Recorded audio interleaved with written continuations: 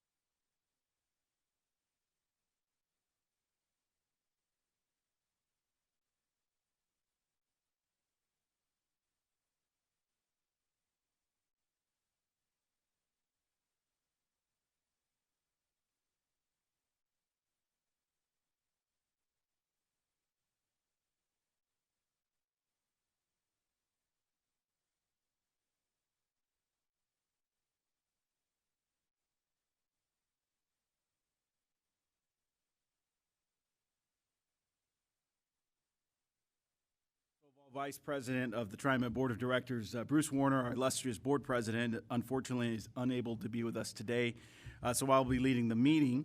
In just a few moments, I'll open up the public forum, but before we get started, I'd like to provide a quick review, an overview of the forum guidelines. This time is allocated to allow the public to comment on matters that come before the Board of Directors. It is also offers board members the opportunity to hear directly from the community, which is important. If issues are raised that are not within the jurisdiction of the board, TriMet staff, of course, is available and here to listen to your concerns and answer those questions. Those who are scheduled to speak chose to sign up in the 30 minutes prior to the forum, and we want to make sure we have an opportunity for all those individuals who have signed up to speak. The comments will be taken in order as they've signed up.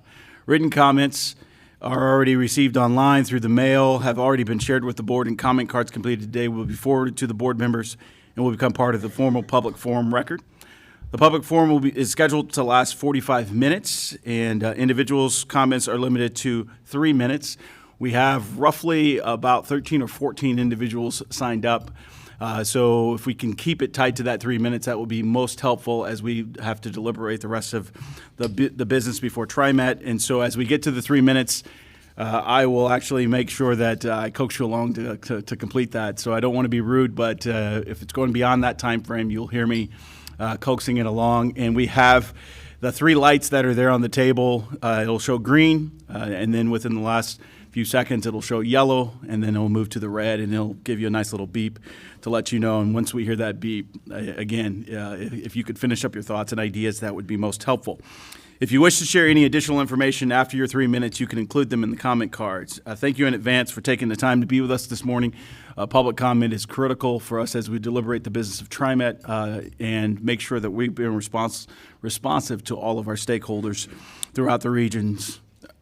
So with that, let's open up the floor for public comment. I'll call 2 names, and Bruce, well, President Warner, Mr. President, as I like to call him, since he is an expert at this, I may fail at getting names correct. So he, like I said, he's an expert. I'm just an amateur at saying names. So if I say your name incorrectly, I apologize ahead of time. Please, as you sit down, please state your name also, because that'll give us an opportunity to actually hear the name correctly if I do get it wrong. We're going to start with Sharon Falk and David Schultz. So if you can come up and join us here at the table, that would be excellent.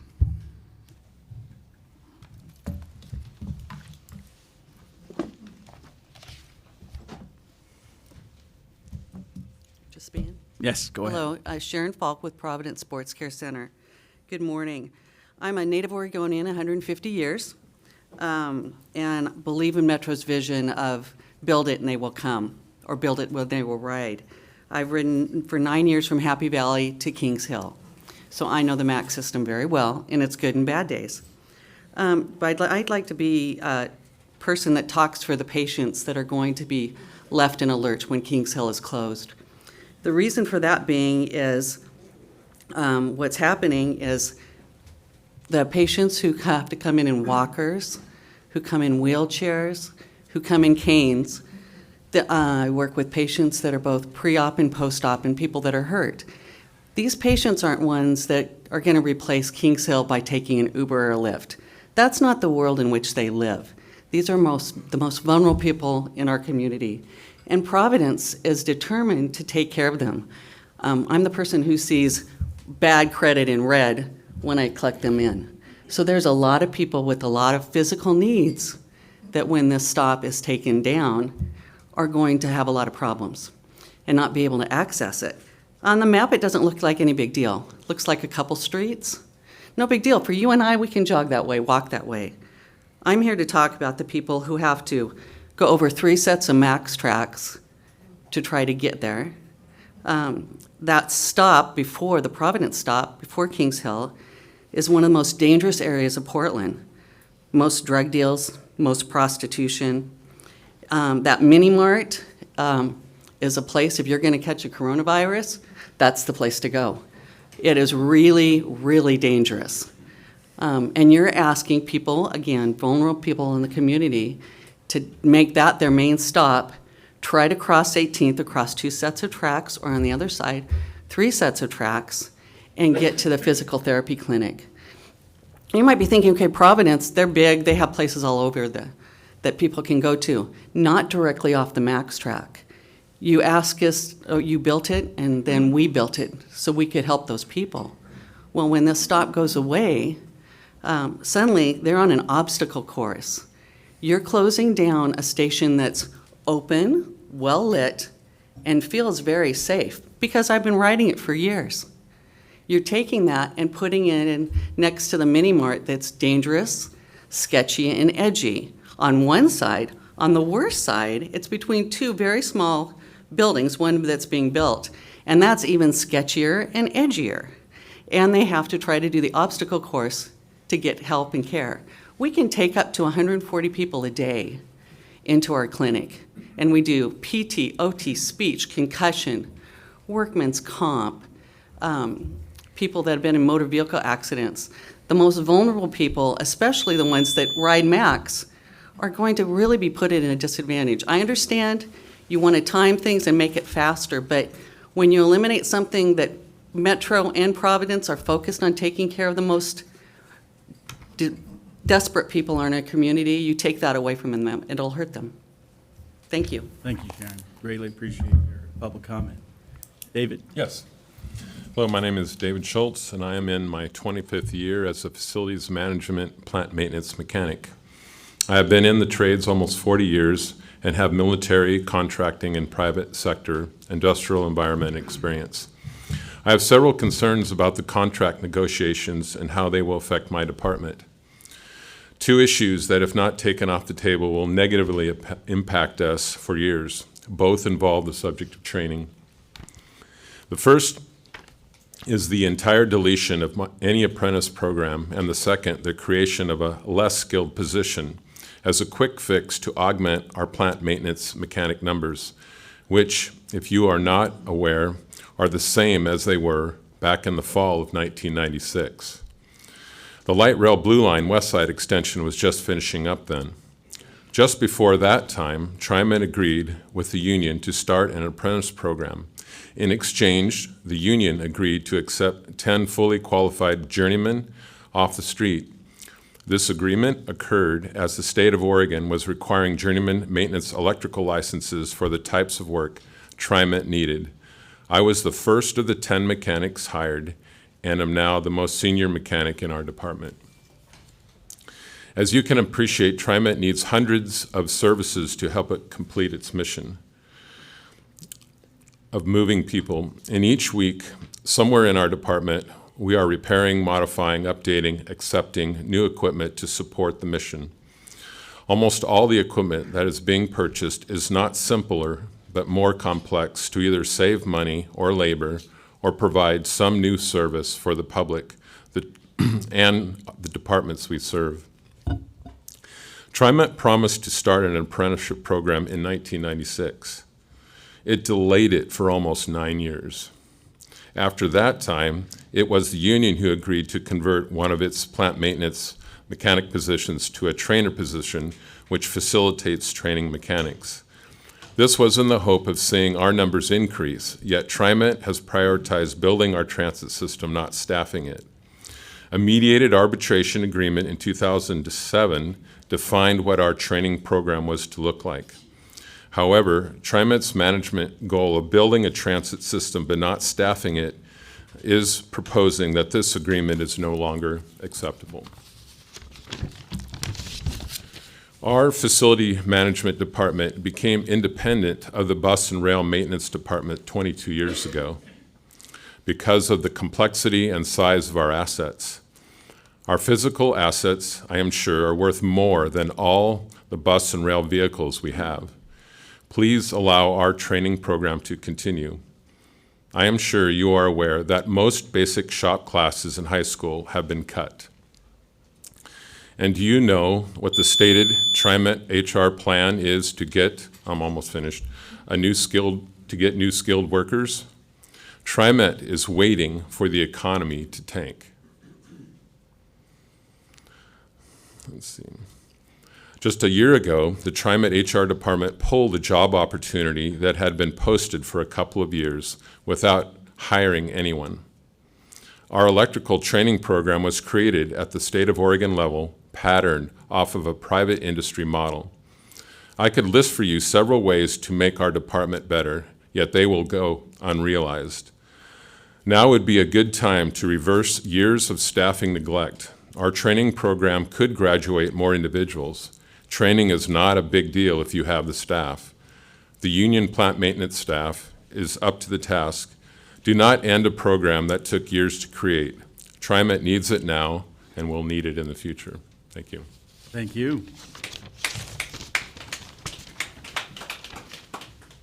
And the board does have the written testimony that you provided, so I didn't read it. thank you. Didn't read it all. Yeah, thank you. All right, next up, Sybil Hedrick Park and Peter Laughing Wolf.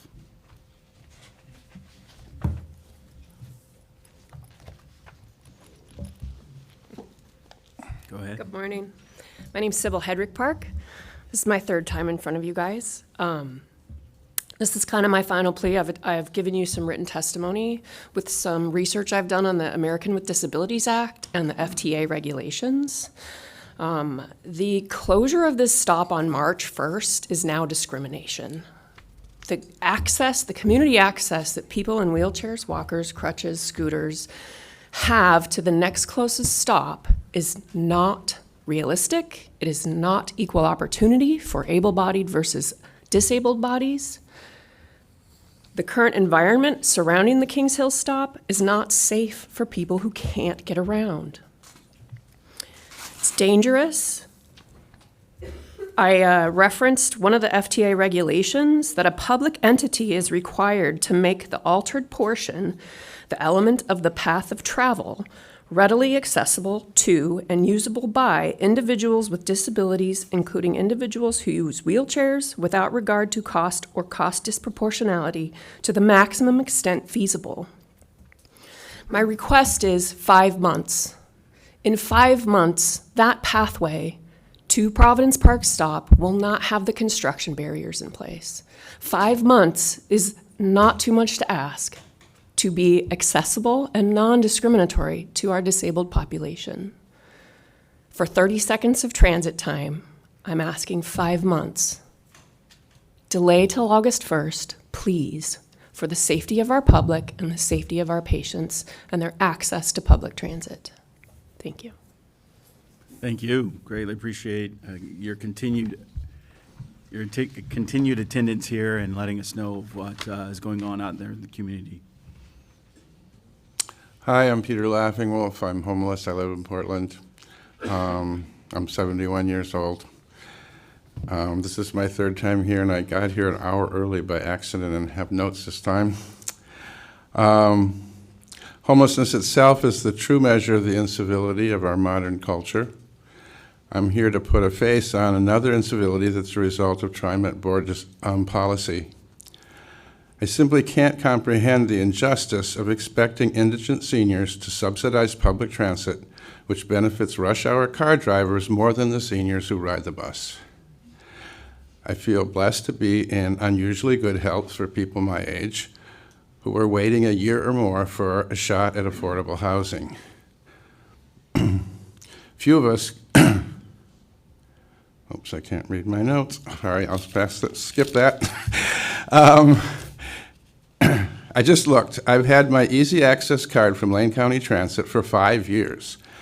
I'm pretty sure that Eugene has other shortcomings, and that's why I don't live there, but they're way ahead of TriMet. They have free service for seniors. TriMet already has an honored citizen card. The transition couldn't be simpler. I'm here to express my outrage at TriMet's attitude toward its honored citizens. But there are hundreds of others who can't manage to make it here at 9 o'clock in the morning. Please reflect on how this situation reflects on your own civility. Thank you very much. Thank you. So, Mr. Laughing Wolf, I just got a quick question for you in regards to your testimony. Are you requesting that all honored citizens shouldn't actually pay a fare? Is that Yeah. the request? The fact that you give us half fare means that you recognize there's a problem, but not reducing it to zero means that you think it's perfectly all right for us to subsidize TriMet, and I think it's a little nuts. Thank you. Well, thank you. Thank you for your insight and your input. And have you looked into our low-income fare program at all? Oh, well, I know, that's why I thought I was getting honored citizen fare. Is there more? Yeah, there is actually more, and I don't know if there's a staff member who can connect with you, but we do have multiple programs, especially as we look at folks who are homeless and struggling financially. There is assistance beyond just the honor fair citizen rates, for sure. I'm pleased at that, but I also think that knowing how most of people I know who are my age, having them jump through hoops in order to get free access to the mass transit is still a bit incivil. Understood. Thank you. Thank you for your time and coming out this morning, for sure. All right. Next up, we have Roberta Yambasu. And I apologize, but Ethan Semerel? Starl.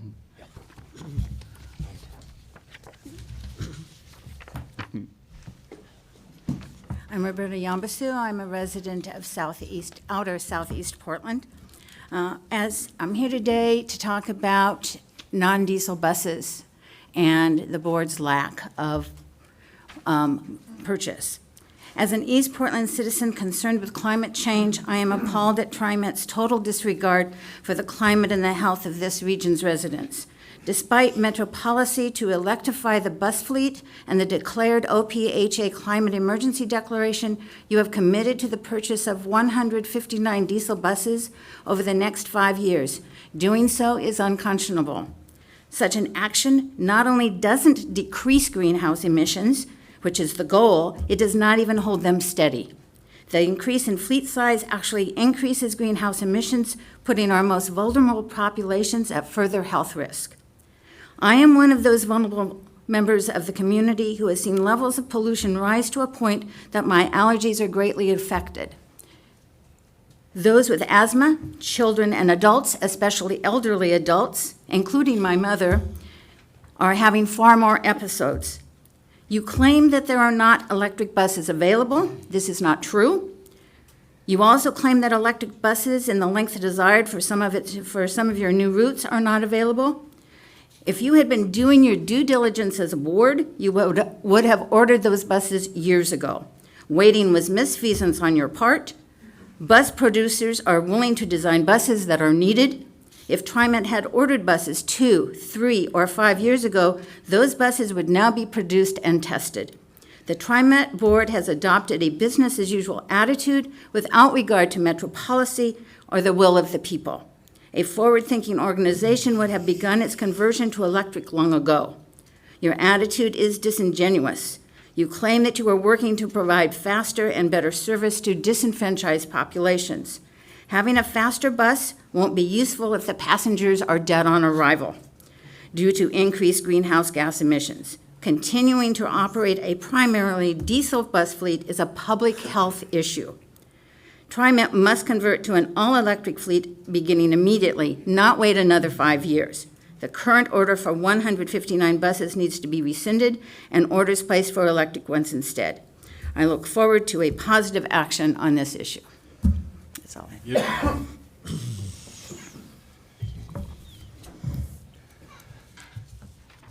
Go ahead. Okay. For the record, my name is Ethan Scarl. I'm a retired physicist and computer scientist.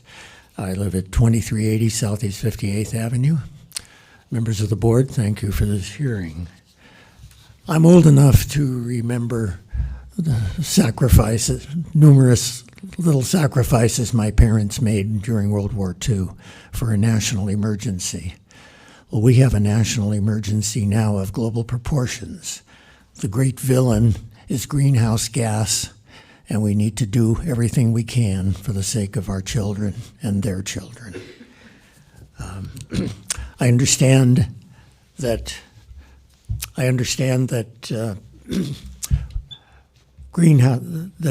transportation is responsible for 40% of Portland's greenhouse gas emissions.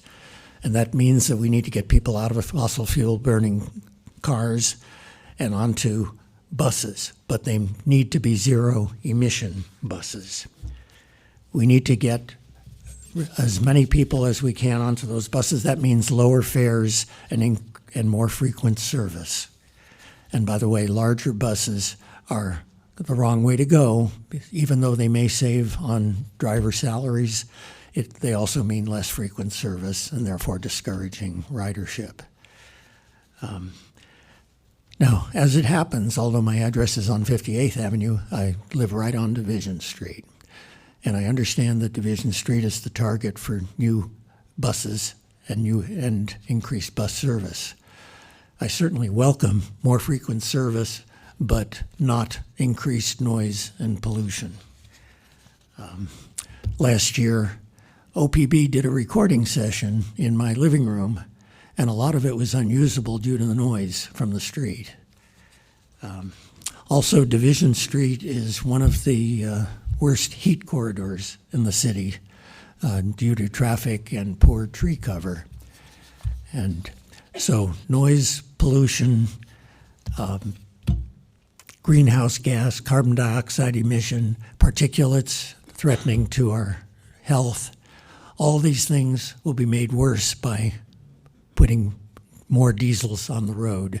They will be made better by replacing those with electric buses.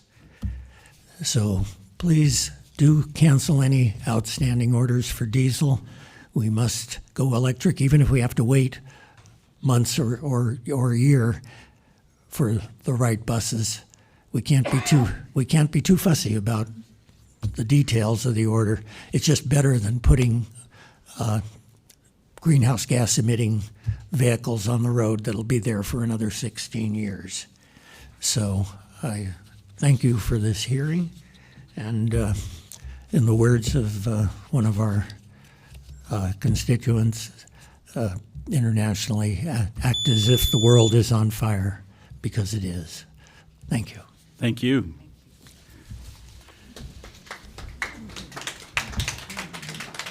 So next up, R.A. Fontes and Andrew Gallagher.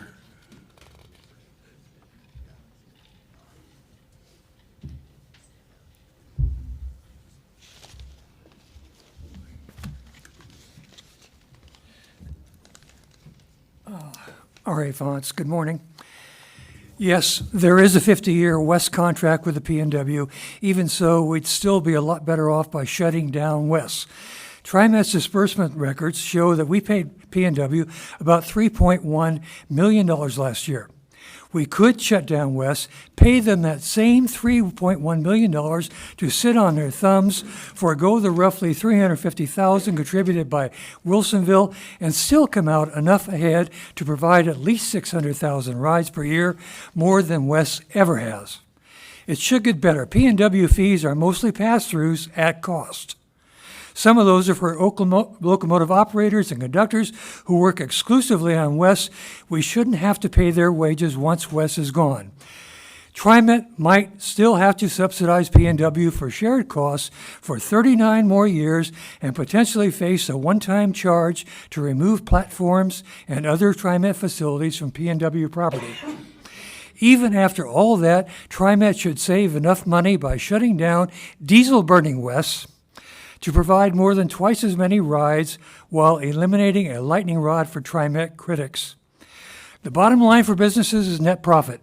We have every opportunity here to find a win-win outcome for TriMet and P&W. Just get past can't do. Shut down West, no more excuses. Streetcar is also unnecessarily expensive, costing over 40% per hour more to run than a 60-foot bus with comparable capacity. Enabled by TriMet, Portland refuses to ask riders to pay their fair share, but offers permanent fire sale fares, especially with institutional sweetheart deals. According to its filing with the FTA, Streetcar's fare box recovery ratio is about 7%, nearly as bad as West's. Since they honor TriMet fare instruments, TriMet could use HOP data to share fare revenue, but that shouldn't be more than about $2 million. It's the other $7 million TriMet dollars propping up streetcars that's problematic. And please don't forget that at nearly $5 billion, Portland's operating budget is more than 7 times that of TriMet's. They don't need our money. We do. For all that, it's light rail, which is by far TriMet's greatest failure in terms of cost effectiveness. Metro staff put out this mode comparison 4 years ago, and it says that Southwest Corridor light rail should have operating costs of about $1.50 per ride, about the same as a quart of milk. But decision makers have been looking the other way as we pay over $3 a ride. It looks cheap next to regular bus service, like milk compared to a bottle of wine, but such comparisons make no sense. I'm going to stop because we're getting close to time and just say that really, if you think of light rail as being like AIDS, we are already max positive. We are spending an awful lot of money on it, and it can only get worse. It can only drag down TriMet, and with autonomous vehicles coming, it could very well kill it. Thank you. Thank you, R.A. Hi, my name's Andrew Gallagher. I'm a journeyman LRV tech, and I'm back again for the support of the apprenticeship programs. Not only for the ones that were promised, these programs that were even led away from Siemens and the bus builders. We have guys that are now leaving because they're told the other day that the programs are no longer, no matter what happens in negotiations. And this is coming from some of the management team that held a meeting.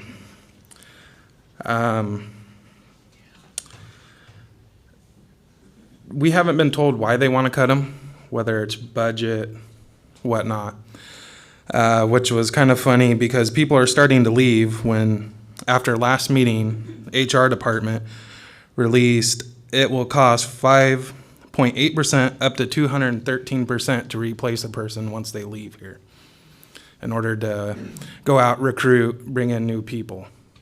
My other issue is the safety side of it. Just like what's going on with Boeing right now. They had catastrophic failures because they wanted to cut corners on safety. They had emails between workers saying that, hey, we don't feel comfortable with this, but management went ahead and said, send it out anyways. And I have an example of that. I just got off of a 13-hour shift this morning, and there was still 4 PMs left on the train I was doing, and management sent it out anyways and told me they needed to make pullout. So they're putting pullout ahead of public safety. And this is another example of why we need to keep the programs. Just like the other gentleman stated, the attrition rate here is absurd. We have less mechanics now than when the light rail program started. I believe we're down at least 5. And you're starting to bring in type 6s in the next couple years. Who's going to work on them? And I had stated in my last statement last month, TriMet's application or job posting that they had put up said that anyone who knew how to use tools and could prove they knew how to use tools could be assigned to work alone. Doesn't mean they know the system. Who knows, the brakes could fail. I mean, who's going to be responsible? So I'm here to say, we're letting you know now they're cutting corners on safety just to save a few bucks, but yet their own HR department saying it's going to cost them even more. Thank you. Thank you.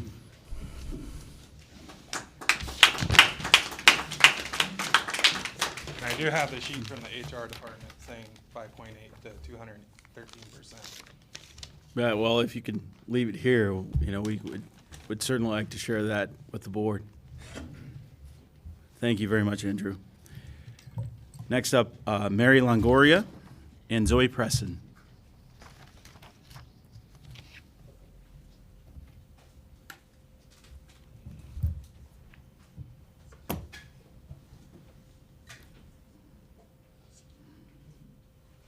Go ahead.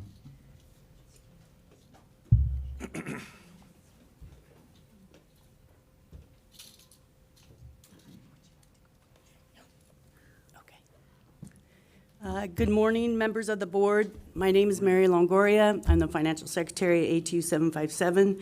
But I am also here today as a taxpayer member of the public, and I am here to tell you that in both of those capacities, I object to the use of taxpayer money to contract out public services and union work. We have come to you before about contracting out and cutting corners, and had reminded you that contracting out does not save money and unfortunately usually results in a lower quality product. Though contracting out might save money at first by bypassing union wages and benefits to pay non-living wages to individuals who have no benefits, it costs more on the back end. First, because we contract out maintenance work, the product is often subpar, has to be fixed by skilled union workers. But when any union work is contracted out, including operations, and employers avoid paying union wages and benefits, the long-term consequence is a higher burden on taxpayers in the form of individuals that cannot make ends meet and become reliant on state-funded programs. I'm sure that you guys are all familiar with House Bill 2017, the transportation package, and also that ATU 757 was the outlier in refusing to support it. But our reasoning for withholding support for the transportation package was because it did not protect union work. The reality that we are currently facing is that taxpayers' dollars, even those TriMet-owned workers, are being used to contract out union work. Rather than TriMet, a public agency, providing its own service, public transportation, it is using money from the transportation package to contract out our jobs in the form of neighborhood shuttles and job connectors. I'm not sure if everybody knows, but line 81 in East County is the line of the district. And in our contract, it states that says that all vehicles operated on the lines of the district will be operated by our members.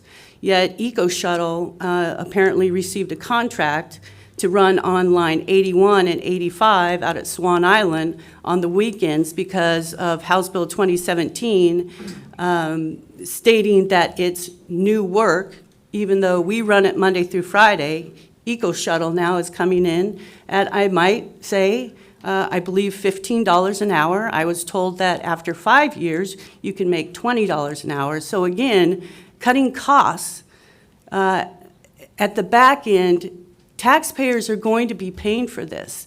Again, if you look at our streets right now, a living wage, and on Multnomah County's site, it says, I believe, a living wage is $28,000, and that's after all your expenses. Well, if you figure $15 an hour, that's about $31,000 a year, and you're not going to, you're going to have more people living in their vehicles. So I also would like to say, I did hear, unfortunately, that management is going to our members stating that the apprenticeship program has already been eliminated and that we just need to basically get over it.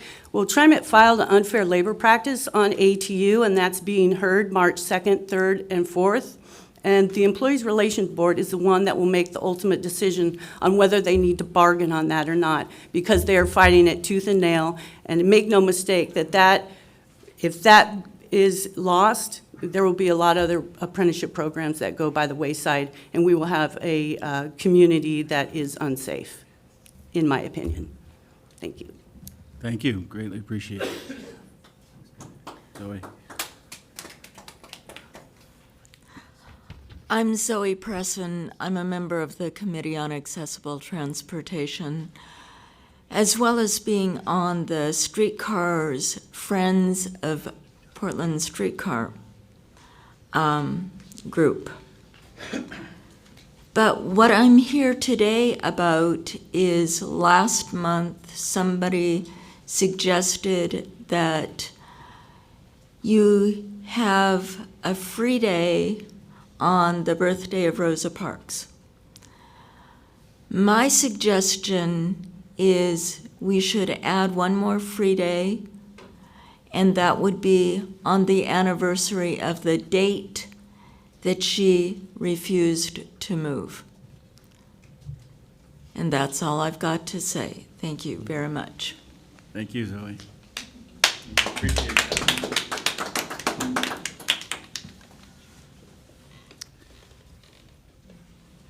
Okay, next up, we have Debbie Gordon and Tracy Farwell.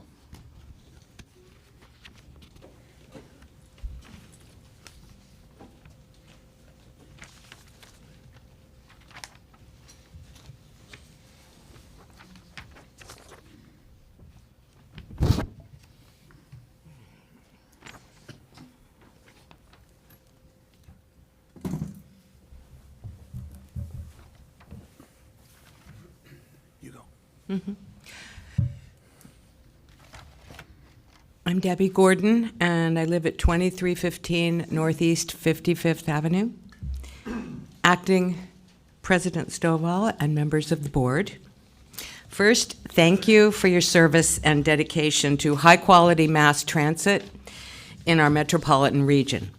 I'm here as a mother and a grandmother and 30-year volunteer with Portland Public Schools, where I work to make all schools better for all kids. I know how much students and their families rely on TriMet to get them where they need to go. On February 4th, 500 Oregon health leaders from the Oregon Public Health Association declared that climate change is a public health emergency. Their policy recommendations include meeting and strengthening Oregon's greenhouse gas emissions reductions goals, transitioning to renewable energy, and to zero carbon emissions transportation systems. We know that you know this already. One of the program concepts in the transportation investment package that will go to voters in November is a transit vehicle electrification program. I quote from the description: reducing diesel particulate emissions will have significant impacts on public health outcomes and air quality metrics. And since many current transit lines run through the communities of people of color and lower income communities, the program will help advance the council's racial equity goals. I'm grateful that East Portland is getting better bus service, and I support the Division Transit project, but an equity lens requires both better increased service and public health consideration to those historically underserved. It was a shock when I learned that TriMet has ordered 159 new diesel buses.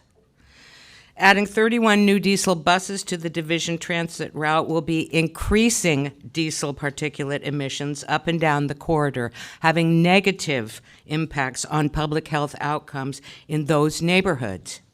That is going backward, not forward. To achieve Metro's racial equity goals, there must be urgency to develop a zero-emissions fleet transition program. Climate change is a public health emergency. An equity lens places the first electric buses available on the Division Transit project route. A climate lens builds a zero-emissions fleet now. Thank you. Thank you.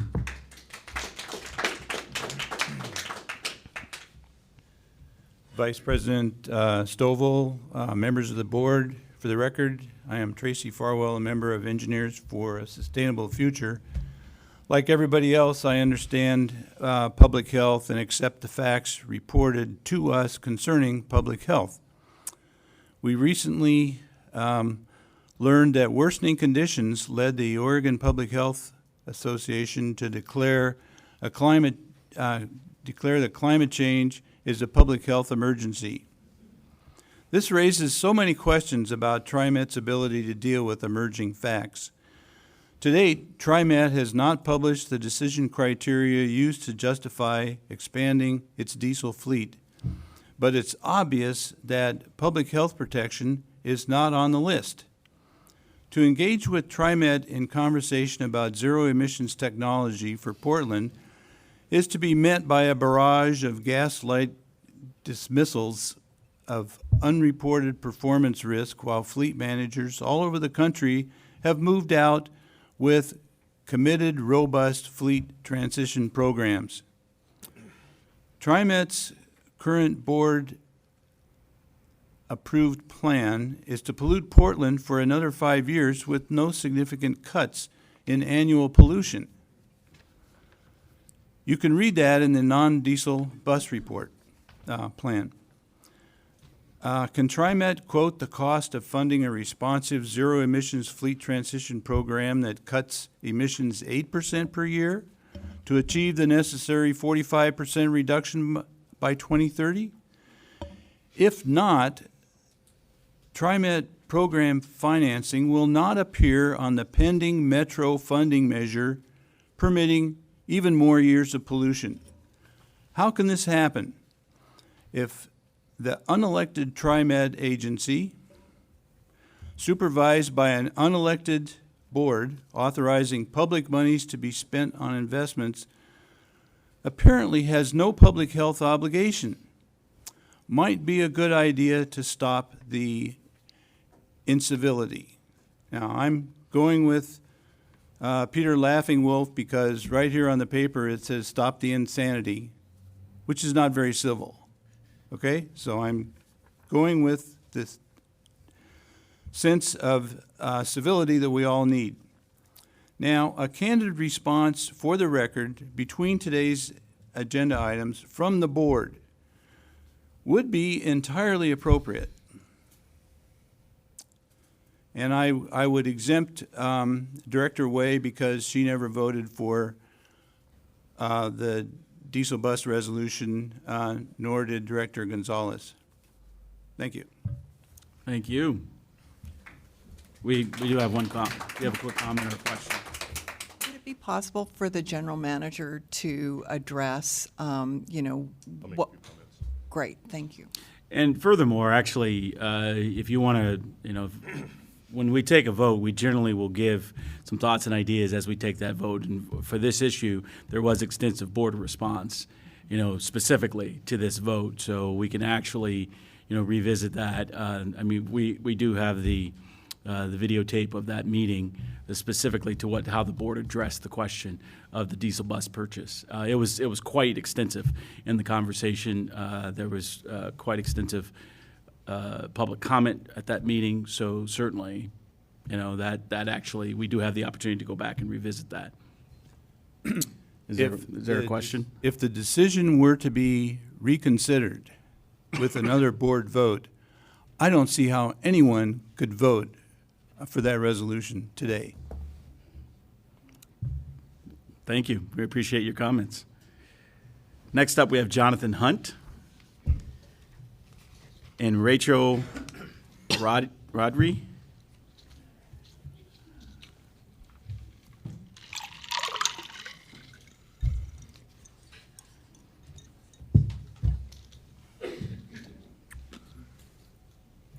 Mr. Hunt, welcome. Good morning, Vice President Stovall, members of the board, General Manager Kelsey, General Counsel Devine, staff, members, Jonathan Hunt, Vice President, Assistant Business Agent of Amalgamated Transit Division 757. I'm here to echo what has been brought forward from my fellow journeyman mechanics and my fellow officers on what's continued going on at TriMet. You've heard of contracting out. One would ask, why aren't we talking to our partners, the relationship we have before taking these actions? We're going to talk about budgeting or time or the ability to take care of this work. Those are conversations to take place with your partners. When I was here last time, President Warner indicated that he was going to have a conversation with the general manager and the board concerning how contract negotiations have went. I'm curious if anybody can share with what's taken place or if that meeting ever did take place. A meeting has not taken place yet. It's scheduled. Yeah. Well, since then, it's been a month. I'd like to give you a report on what's taken place on the other side. Contract negotiations has stalled. We have not only have we removed dates to negotiate, as Financial Secretary Mary Longoria pointed out, we're going to court, to the Employment Relations Board. Why are we going there? Because TriMet is attempting to take away over 40 years worth of collective bargaining. They're trying to say, hey, you know what? We believe this apprenticeship program is not a mandatory subject to bargaining. And that is just absolutely untrue. When you look at and define what an apprenticeship program gives you, the state certifications, the safety aspects, the opportunities for movement, it absolutely has a direct relation with this job and within the collective bargaining agreement. And it's really unfortunate that we're not sitting down and having those conversations. We're attempting to have a third party that, quite frankly, doesn't know all of the issues within. The best people that can make the decision are those that are closest to it. And we're pushing that out. And it is not in the best interest of the community. It's not in the best interest of our members. And again, I would point out that, we have over 2,500 members here at TriMet. And the forum that's currently presented to us to communicate with the board of directors is a limited 3-minute time frame in this arena. I encourage you to talk about other ways that we can have this communication. Maybe, in some of our locations, we actually have board members that participate in negotiations. I'm just asking that we create more opportunities to look at what else is possible. Because I'm telling you, the way we're currently doing business is costing us more money, it's costing us safety, and it is something that doesn't need to happen. You've heard from testimony from our folks that we're willing to sit down and talk about these issues. It's really hard to say, let's talk about the issue. No, wait, we're actually going to go to court instead, and we'll see if we even really need to have that conversation. That is not a partnership. We have been in existence for over 103 years. We are the exclusive bargaining unit and representatives for this organization. I don't understand why, moving forward, we don't have a resolution from the board that says, before you contract out anything, we develop a committee with the ATU, the board, respective staff, and we talk about what is in the best interest of our community. That is what we're here for. It is for the public. This is not a multi-business that we are here to make a profit, but in order to take care of our folks. I appreciate your time, and I encourage you to get involved. I encourage you to find out why, on the most important issue, at least in my world, for contract negotiations, why did that take a full month before you've even had a conversation? Because I'm telling you, we're going in the wrong direction, folks, and I need your help. Thank you. John, appreciate you. Thank you, John. Appreciate your cogent, concise response. You've made some great points, and I think that as a board, we need to listen. And while, as you've heard me say before, I'm not going to get in the middle of negotiations, I am more than happy to break off some time and from an informational standpoint and be informed as to what the ATU sees and all those types of things to be a well-informed board member. Again, I'm not going to jump into negotiation conversation, but certainly from an information standpoint, I am more than willing as a board member to be informed as to what's going on. So I'm happy to reach out. You know how to get a hold of me. Let's connect, and I'm happy to, like I said, connect from an informational standpoint. I appreciate that. I'll contact you. And I've done that before, so this isn't something that's brand new today. I've done that with previous leadership, and I've spent some time with you even in the past from that informational perspective. So I'm happy to do that going forward, as always. All right. Good morning, board. My name is Rachel Rodri, and I am a 23-year-old environmental science student at Portland State University. I choose to not own a car in an attempt to minimize my own personal carbon footprint.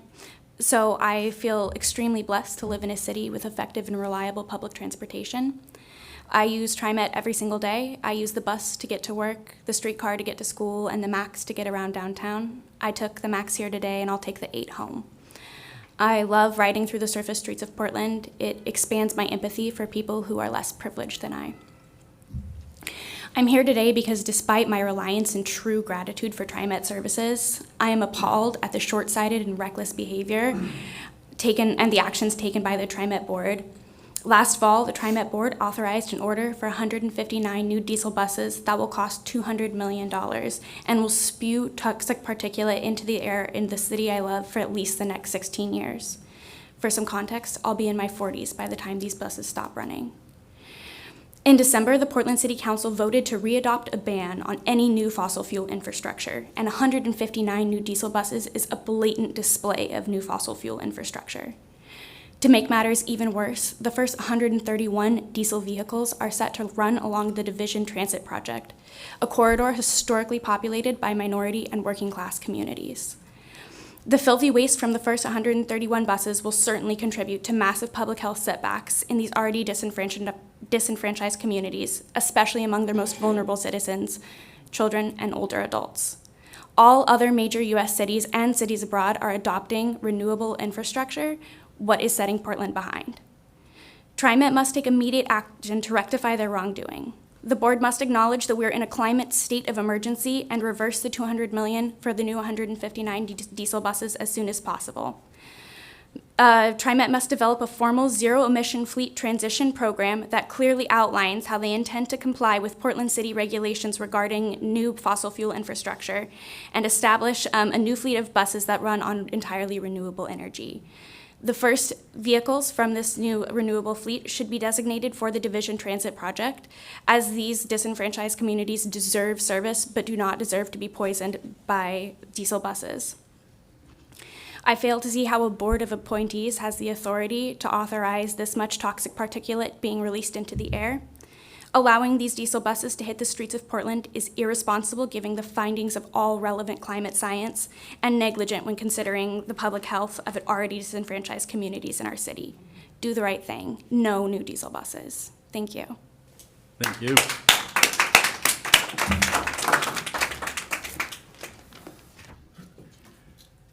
Austin Lethbridge Scarl and Charles Bridge Crane Johnson. These are the last two.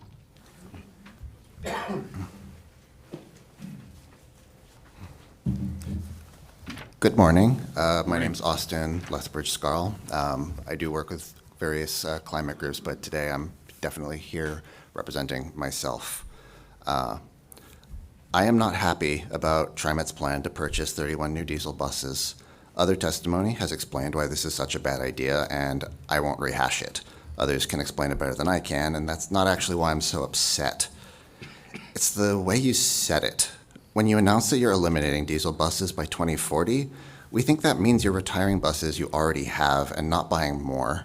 When you say you won't be using diesel in 20 years, we think that means no more carbon emissions and not just the possibility of switching to other fossil fuels. These statements are not lies, but they are extremely misleading. And I need you to understand something about your contract with the people of the Portland metro area, not the contracts that manage funding, hire drivers, or secure parts, but the social contract that you share with every person who rides with you. When the people of the Portland metro area choose to use public transit instead of driving, or like me, owning a car at all, they believe they're doing the right thing for the environment. They are trusting you to make the right decisions on their behalf. They are trusting you to reduce their own carbon footprint. They have faith that you support their vision of a sustainable future. The purchase of these diesel buses suggests you see this relationship differently. It suggests you either don't understand this trust or don't take it seriously, even as you benefit from it every day. So here's what I need. If you think I am wrong, if you think I am misunderstanding your relationship with the people of the metro area, I need you to say it. Say that it's not your responsibility to help pull our climate back from the brink. Say that I should expect you to cut corners, regardless of the ultimate cost. Say that I was wrong to put my faith in you. I can't control how TriMet sees the world, and if you think that I am wrong about this, then so be it. But please correct the record and say it to my face. I live here in Portland and on this planet, and I deserve to know. Thank you.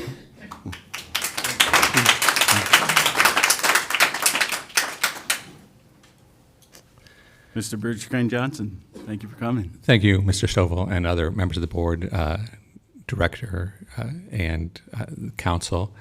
I guess we should congratulate Mr. Gonzalez. Mr. Gonzalez, you missed the coronavirus and the AIDS. In our previous remarks, we learned that the Providence Park Max station is going to be a hotbed for the coronavirus. Thank you, Providence staffers. Perhaps we need to have Dr. Linda Simmons get in touch with Dr. Amy Compton-Phillips of Providence. It's a little bit distressing to not know when people are speaking publicly and privately, and they talk about epidemic and pandemic outbreaks at Max stops. So I'll be getting in touch with Providence as well. Thank you, Multnomah County Democrats and all kinds of Democrats that aren't walking out on their jobs, particularly Multnomah County Democrats, because they organized to remind you we need to be, even though we may have signed some contracts and made some votes, we need to be ever vigilant about any economic opportunity to move away from contract for more diesel and replace even 1 to all of those buses with electric. I'm not going to be the most popular person with the environmentalists because I'm going to say that, as you probably mentioned in your previous conversation, there's complexities about electric buses from China and demand and scarcity. But I hope that the general manager and yourselves and all of us will be very vigilant looking for opportunities to go to zero emissions vehicles without completing the contract for so many diesel buses. I took a second to highlight the testimony from some of the Providence people. The one who spoke the best, they weren't in sequence, did talk about accessibility issues around Providence with the closing of the Kings Hill station. I go there a lot. I didn't get solicited for prostitution yet. I'm not going to let that damage my ego. But I think I could actually walk without crossing any max tracks, depending on which crosswalk I used. So, but I think what your job is to make sure the general manager is going to have some customer service staff there and talk about which path you can take and not cross any max tracks, and whether that takes 37 seconds longer in a wheelchair or 1 minute and 30, so that information is there and people see friendly faces. I never see unfriendly faces there. Sometimes there are friendly faces holding open bottles of wine and such, like yesterday. So there is a work for the safety team to do. I don't think it calls for law enforcement at all, just presence of some, preferably the people. You actually seem to have G4S doing a better job of bringing happy, shiny people of color into the workforce. When I'm on TriMet, it seems that the G4S contract, even though there are some mall cop wannabe white boys, there are also very engaging men and women of color doing that work. So make sure that the person we brought up from BART to be our safety director is less interested in giving cops overtime and more interested in the actual personalities of the people that are going to be on the train in uniforms. Credit to Ari for the AIDS input, and I can't speak on Wes, that's a big mess. We'll get into that next month. Thank you all for your time and moving towards zero emissions as fast as possible. Thank you so much for your comments, as always. Informative and entertaining. That concludes the public comment for this morning. As always, it is very helpful to have the public comments and the insight and input that everybody brings, and so we greatly appreciate the opportunity. At this point, we'll close the public forum, and we'll look to move to the actual board meeting and the business of today. With that, again, I want to thank everybody for coming out for the public forum and for your comments and the dedication you have to ensuring that this region is one that's highly desirable to live in, to live, work, and play, as that phrase is always coined. So with that, we'll move to the actual board meeting. I will now officially open the February business meeting of the TriMet Board of Directors. And we'll begin with board reports. And I have the first board report this morning, which is the Finance and Audit Committee. So we did have that this morning, and we covered 4 items. The first item was an update on 2021 FY capital budget and kind of the capital components that come out of the general fund.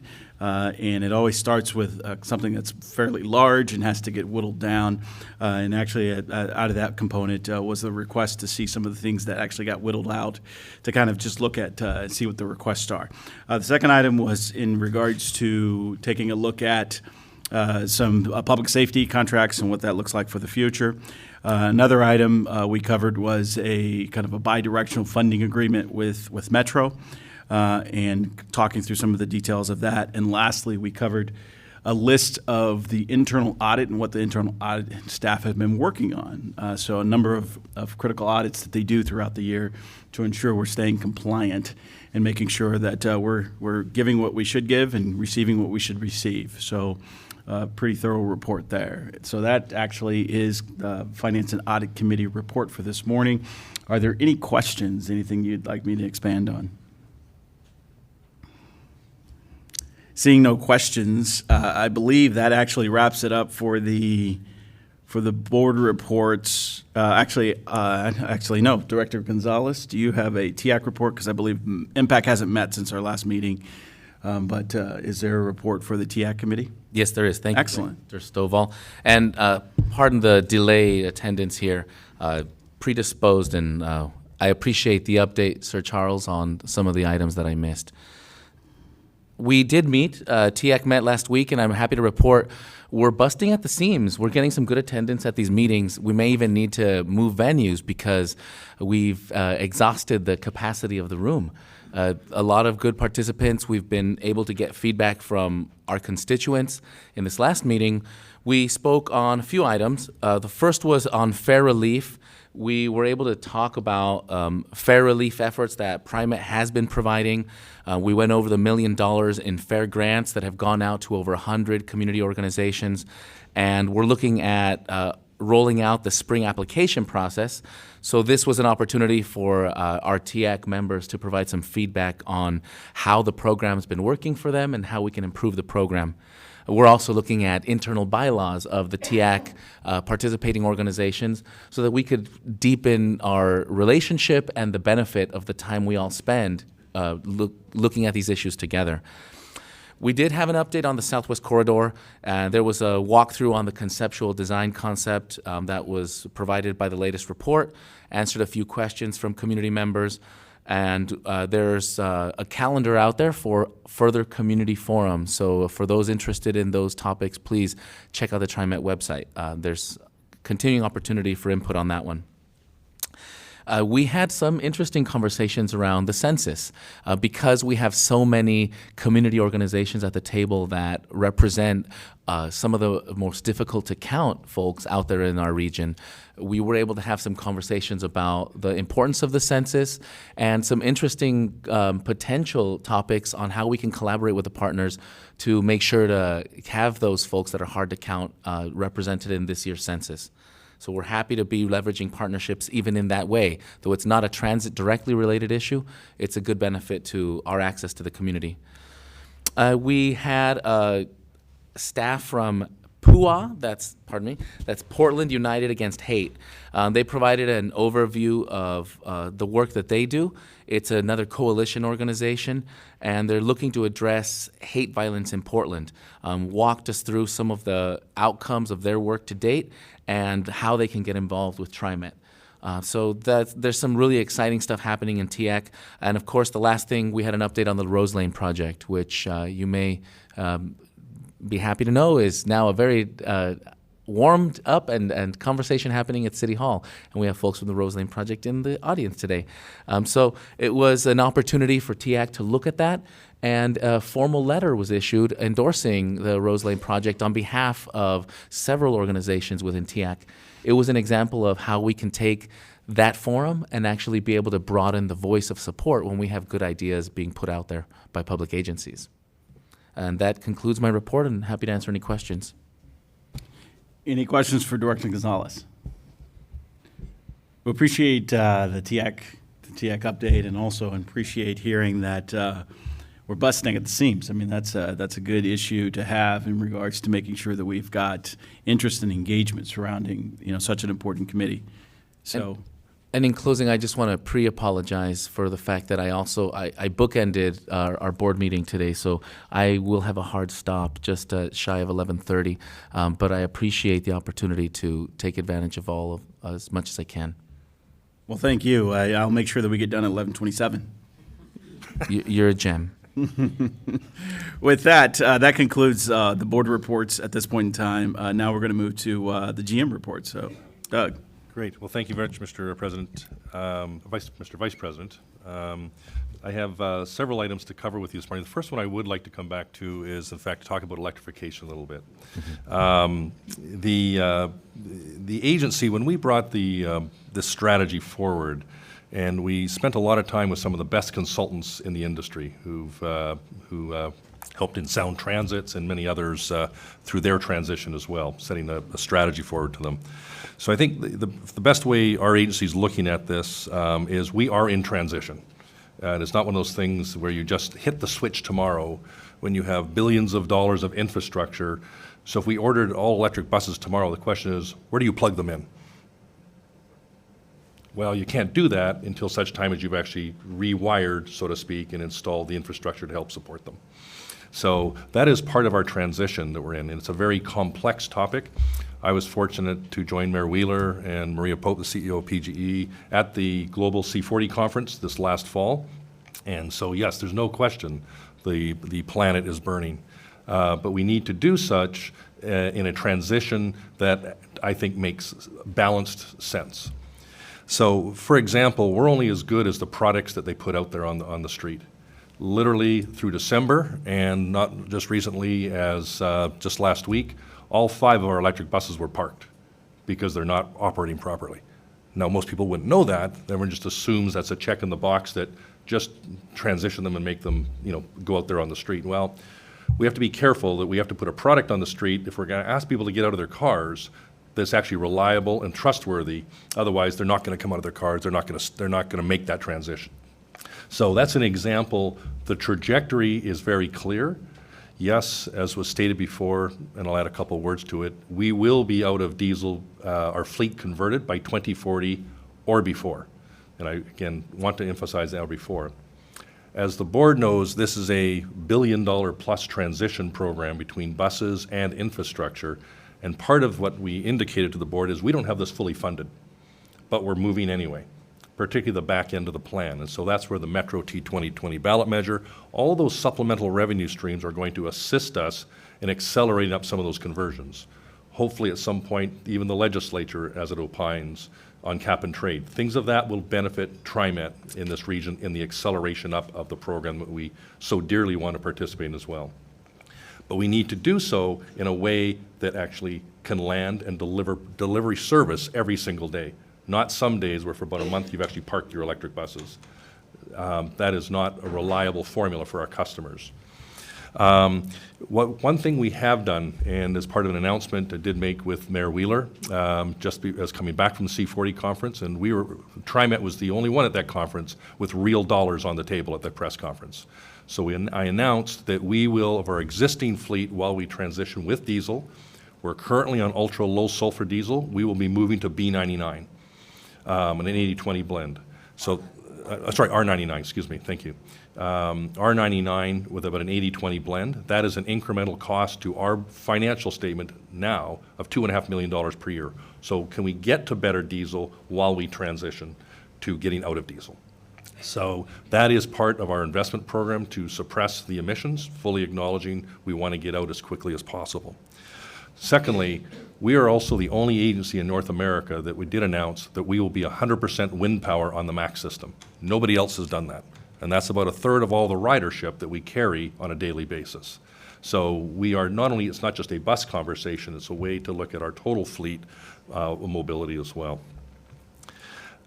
We are converting, some individuals spoke today about East County, the eastern side, and the emissions that come out of that. Well, that is in fact the first depot that we are converting to be 100% capable to be electric. So our Powell garage, as the board has approved, is part of this complex strategy. If we only had one garage in this agency, as smaller transit agencies do, this would be a lot simpler conversation. But we move our fleet around every day for a bunch of operational needs, so you're only as good as where can you plug these in at night, no matter where the dance stops of the night, and then you're reset again. So Powell is first up. We will follow by, we'll be working on Columbia, Center Street, and others, and we've got five locations at Merlo with plug-in spots. So we're transitioning the back room to help get ready to accept the front room for more and more electric buses.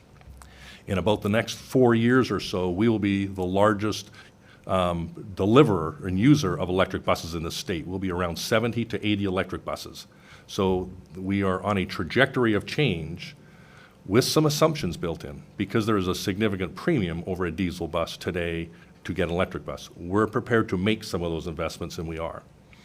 But we're assuming the battery performance and the bus performance will, a few years out, will stabilize and mature. As I've said before, the mayor of Albuquerque actually pulled all their electric buses off the street because they just weren't performing. So we are in this. We are going to manage this, the tactical, the daily service, while we make the significant investment in the back room to help the front room and ready for it. So there's a lot of money, there's a lot of complexity that comes with this. We do rely on our suppliers. One example of innovation that this board, we're very grateful they approved, and we're working with Custom Coachworks down in California. We are actually piloting with them the first fully recycled electric articulated bus in the industry in this continent. And so we don't know how it's going to go, but if you can actually not only convert to what was an old rusty diesel articulated bus and rebuild it up to an electric bus, so how do you do the conversion? That in itself will be instructive, I think, for us, but also for our industry, because it's not been done before. So we'll be testing that actually, and probably hopefully introducing it here at the Global Electric Vehicle Conference, which will be here actually right here in Portland this coming June. And we're one of the key sponsors of that conference. So we are taking the trajectory of change, existing diesel, on a speed that we can manage and handle to get to the trajectory I think that we all want. What we don't know is, and I've mentioned to the board, I will be coming back to the board in several years to confirm before we put the flag down, are we going all electric? I wouldn't count out hydrogen. The supply chain is not here in Oregon, let alone the state, for a hydrogen's future currently. But hydrogen is a very serious option, I believe, on the horizon in different parts of the world. And I think we have to keep an eye out as to what that means, because you don't want to get stuck with what I call regret capital, where you've made the investment and you go, there's a shift in the marketplace of technology and performance, and now you're left with all the infrastructure on what was thought to be the best technology of the day, but it may have changed. So we're trying to manage the risk of capital while we manage the change of complexity and be a good partner in this carbon change trajectory. If we can get out sooner, we will. So, Is there any happy to answer comments from the board on response this. or questions from the board? I mean, because this is a highly charged issue, Director Way. Sorry, I keep pressing the wrong button. Thank you so much, Doug, for the report back. I wanted to ask you a question around our workforce development. And as we are, as you said, transitioning into cleaner options for our transit, what sort of workforce needs do you anticipate in terms of training that comes with hopefully the transition into greener alternatives? Because I'm also hearing from testimony today that we need to have a TriMet workforce that is ready, to take on the electrification, and that requires mentorship, that requires programs in order to equip folks here in Oregon to meet those needs. Yeah, great question. So we are, with the industry, actually, if you only go back probably 12, 18 months, in fact, you had people who were in buses getting into electric and people in electricity getting into battery buses. So the industry is still evolving, frankly, in the actual product side of things, and it's continuing to evolve. You actually watch some of the product you see out there today, I suspect, will not necessarily be the product coming at us even 5 years from now. With that, though, we do know we are going to be investing more in training, because they're working on a diesel bus is not the same as working on an electric bus. So, these buses don't have transmissions. They don't have other parts. In fact, the life cycle cost is actually expected to be lower on an electric bus over its life cycle, yet to be proven, but I'm optimistic that will occur. But with that will come the training internally, as well as some parts externally. So we'll be working with what those models need to look like, but there's no question internal training will be an absolute component of this. It's critical. Great. And then just to follow up on that, do we have a plan in place where we can see, 5 years from now, how these training programs are going to be implemented, as well as what is the workforce that we're trying to develop? Because I agree with you. I think the industry is, it changes overnight, right? It's a rapidly growing industry. There's still new technology that needs to be tested. But I want to reassure, the workers that we have at TriMet that we are also not leaving them behind, right? That we are bringing them along as we're transitioning to greener technology. I, as one board member, I want to give assurance to our workers that. Well, I think, firstly, we don't know what we know what our general trajectory is of conversion and speed, And it depends if T2020 goes through. All of a sudden, that may accelerate. There's some pretty structural things that can alter the trajectory of how fast we make this conversion of, I'll call it, future investments. So we have a base one today, and I think the board is aware of, I've just talked about 70, 80 buses here in the next sort of 4 to 5 years as an example. So with that, we'll need to come supplemental training and some of the workforce numbers, so we do have those. What that generally looks like, I'll call that as a base case. But we're going to need to be flexible on what that looks like, subject to the other changes that are coming of acceleration. I'm hoping there's an acceleration comment up. That's code for saying we'll need more external funding to help accelerate the conversion up. But if we can do that, then that will be on top of what I'll call the base case. So yes, there will be supportive training to help in that. Great. I'll just close this out. Thank you for answering my questions. I do hope that we can continue to bring all of the key stakeholders, our maintenance crew, again, the workers, right, the folks who operate on our buses. I hope we do bring their voices into the discussion, because they're the front lines. They're the people who are going to be, working on our vehicles, and I would not want to see them left out of this conversation. Well, we have 5 electric buses today, and they're working on 5 electric buses. So. Great. Yeah. A clarification point of order question. I really wasn't under the impression that, as board, we are allowed, frankly, to enter directly into the negotiation conversations. And last I checked, that's outside of the jurisdictional function of the board. Just for the record, could you please check my sanity on that, General Counsel? Is this within the jurisdictional authority of board members to get involved, or where do we land on that? Well, we do have a bargaining team that's already chosen by this board, has already allotted that team to be the bargaining agent for TriMet. And as I understand, the jurisdictional authority of the board is in the form of establishing the policy priorities for what needs to be done. As Director Y very nicely states, we get to say it's important to make sure to hear from the interests of the workforce that we're impacting in our transition. And it's worth noting that regardless of what happens in the negotiation of the contract today, the trajectory, the mega trajectory here is clear. We're moving towards a different technology type. The jobs of the future require that we figure out how to adapt the skill sets that we have today into those jobs of the future without letting people go in the process. So the conversations we need to have are not just about protecting the program we have in place, but ensuring that we have a program in place for that next generation of technology. And I think that's a place I want to make sure that we're having that level of conversation. I'm not sure whether this is the contract, this contract is the place to have it, versus being able to talk about how apprenticeship programs are going to adapt. That's just to try to understand what it is that we're entrusted to do as a volunteer policy advisory board versus being potentially more destructive than helpful in processes that we're not either trained or set up to be involved with.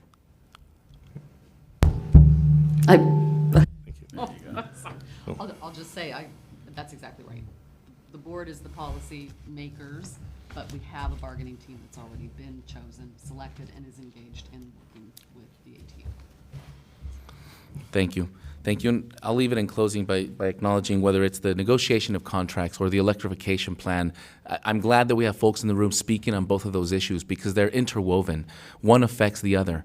While we're pulling towards electrification, we're also threatening the jobs of diesel mechanics and the diesel mechanic apprenticeship program that is currently under negotiation. And we're in the pivot moment of a transition here, and recognizing that the agency is leaning into balancing the promise to workers, the promise to the community to bring service out there without delaying the service options. We have to expand service, but we can't buy things that aren't yet on a shelf. And if we have the opportunity to bring vendors forward that can provide these systems, the buses that we can purchase and put online, those provide fantastic options for us. But without those vendors, we rely on the marketplace. And I encourage all those out there to please help us provide a pipeline of electric vehicle solutions that are going to help TriMet and are going to help everybody else not riding TriMet. Those are parts of the problem. We need folks to lean into that piece. I'll leave it at that. Let me just tag on to this. I think what's very important when one has an existing base of a business size that we do, we want to encourage innovation, but it has to be proven innovation. Because it's like a McDonald's hamburger, they just don't let any hamburger that shows up into the franchise line.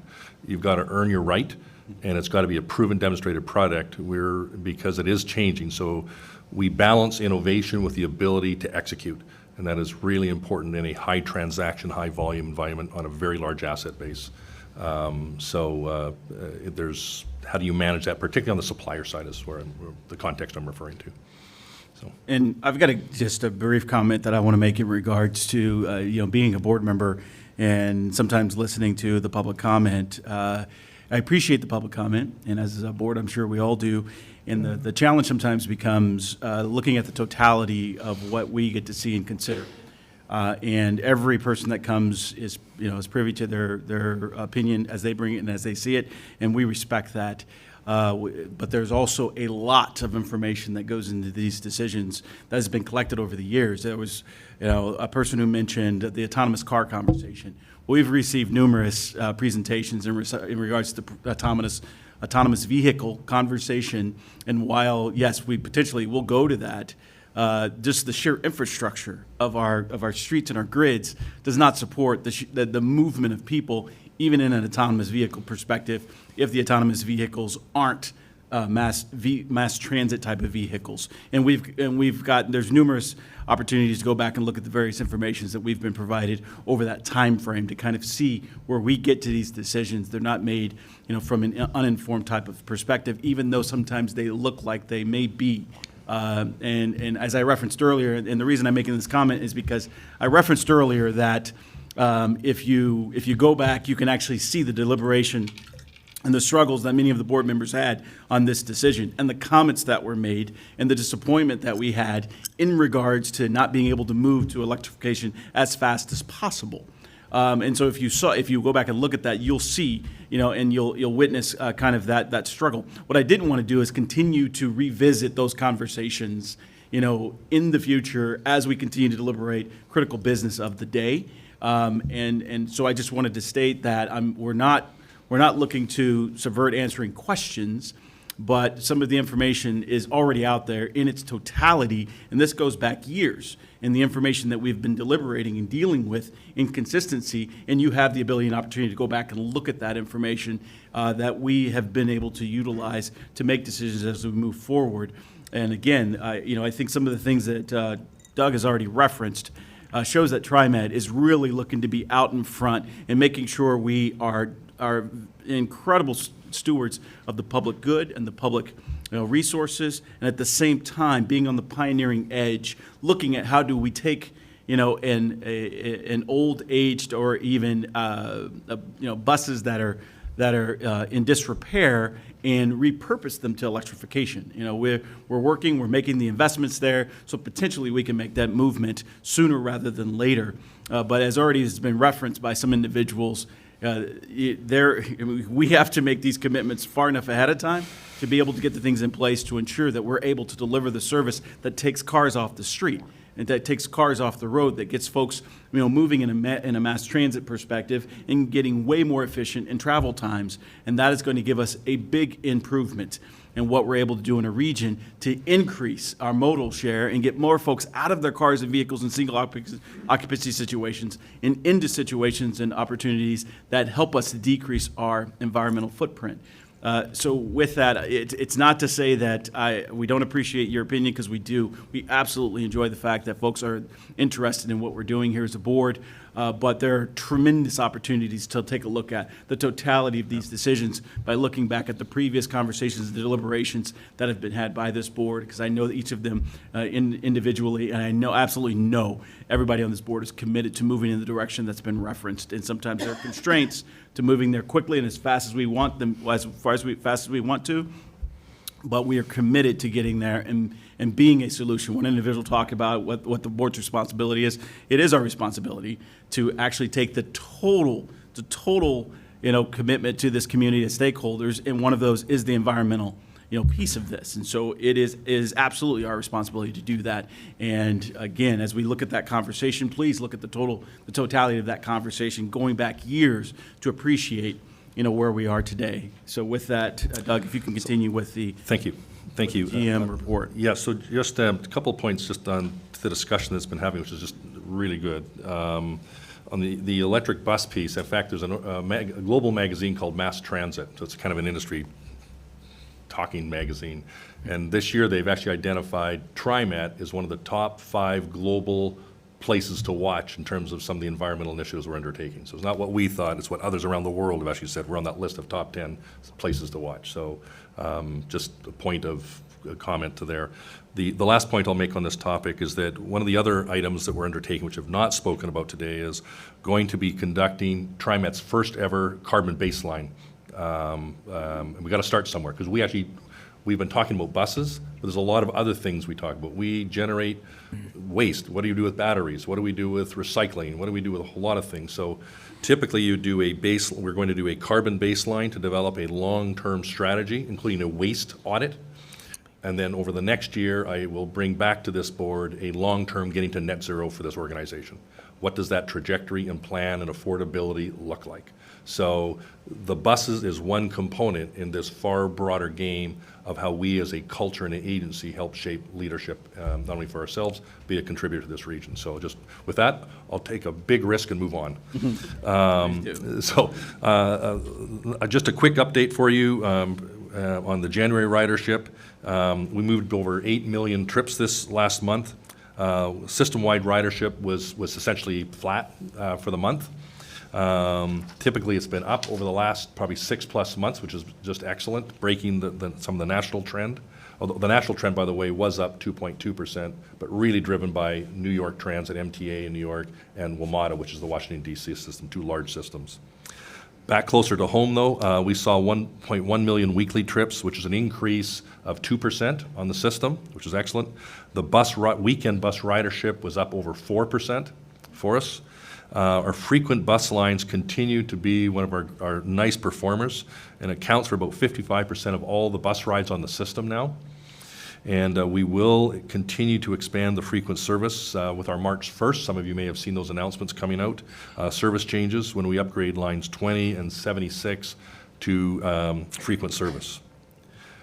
For January, we saw a 2.5% year-over-year increase in the weekend ridership on the frequent service lines themselves. Again, another positive for the system. And if you talk to any operators, particularly around some of the enhanced transit corridors, they're all thumbs up, saying thank you for all the time savings. I was just riding home last night and talking to one of the operators, and they love the enhanced transit. So again, kudos to the City of Portland, the Rose Lanes. Big thanks to Chloe Udaly for that as well and her leadership. On MAX, that was down about 3% compared to last January at 705,000. Did see positive gains on the Orange Line. Again, that's both weekdays, weekends. West continues to be a problem for us, but we do have a 50-year no-cut contract, and we're doing what we can with it on the operating side, but it is a challenge. The next topic I'd like to transition into, if I could, is really how we speed up transit. In part because we're continuing our largest bus expansion in our history right now. So we're all part of this. So it was only a couple years ago this agency sat in front of you to talk about we were just over 600 buses, 630 or so. Well, we're now getting close to 800. This agency in about 5 years will be somewhere around 950, 970 buses. So we are growing. It often gets lost in the order of the day, but the trajectory is very positive, and that's without T20 the T2020 ballot measure. When that goes, strap in, it's going to be a really exciting ride. But part of putting more buses on the system is also making the system faster and more reliable for everybody who uses it every day. We can have lots of buses, but if they're not reliable, people are not prepared to invest, let alone build their lives around what we put on the table. So we have to earn that right every day, and we know that. Again, we'll talk a little bit later in the briefing about the enhanced transit corridor. It really is an exciting partnership and story, but it is only the start. We have to do this not only in the city of Portland, but throughout this region. This has to be a fundamental fabric. Our customers don't care what municipality boundary they're crossing. They just need to know where they need to go on their terms. And that's part of us doing the regional thinking, not just and working with our municipal partners. Line 20, Burnside Stark, again, that new line it'll be 26.5 miles between the Beaverton Transit Center and Gresham's Transit Center. This is one of our longest and most popular bus routes. It's also one of our 2 24-hour bus routes. So down in the future, still like to even put more 24-hour service out there as the economy continues to grow and expand.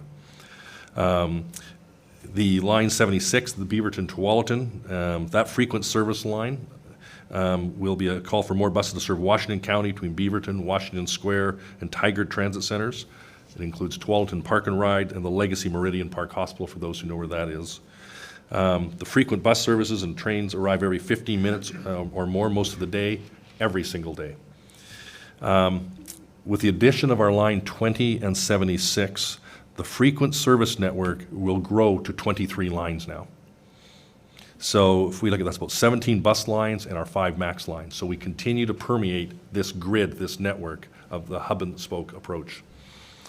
The spring improvements will also include changes aimed at speeding up the buses. Line 4, the Fesden line, line 17, the Holgate Broadway line, and line 70, the 12th and Northeast 33rd lines.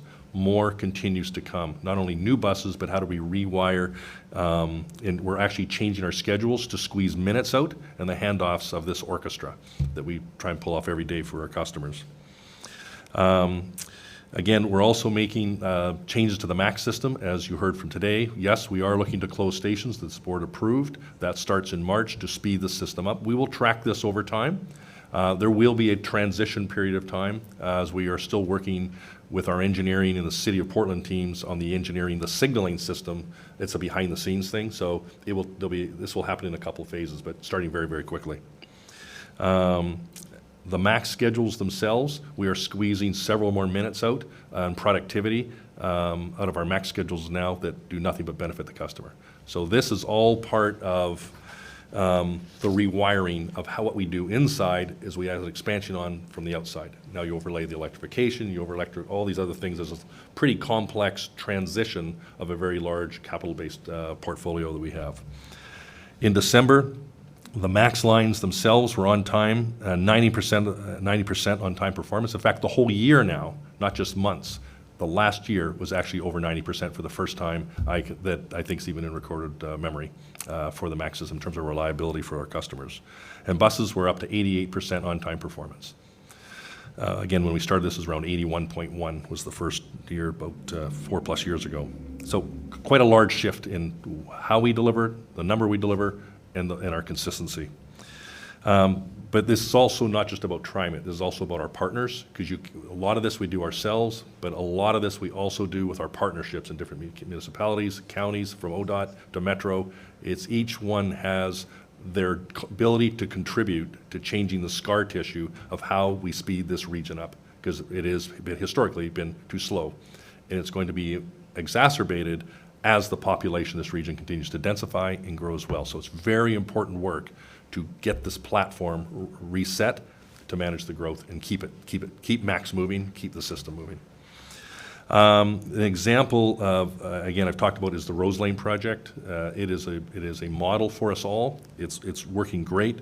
When Multnomah County reopened the Burnside Bridge, for example, last fall with the eastbound bus lane only, their operators themselves told us they're moving so much faster. In fact, they had to start to killing time at the stops to keep the schedule. So we're actually freeing up that kind of time through our partners' decision to help all of us keep moving. The In Northeast Portland, the city extended just one turn lane to reduce traffic lines of traffic that block the buses. That one change reduced the delays on the line by 60%. So everyone thinks it always has to be a long, big capital project. No, one change can unlock a lot of time. And so this is where the partnership really pays off for us all. So again, it's speeding up buses and trains together and then recalibrating the schedules of that speeded up so people take net less time out of their day, and we basically give it back to them. One of the other examples, and I'm just going to ask Paige Sloop if she's here to come up. We received some pretty exciting news or encouraging news from the Federal Transit Administration around the Red Line expansion. So it was just came back, it was just in the newspaper last week, that we have received a medium to high grade rating, which is very encouraging for us. We had not anticipated this project would be as ready and ripe, if you will, in the FDA's eyes for quite some time.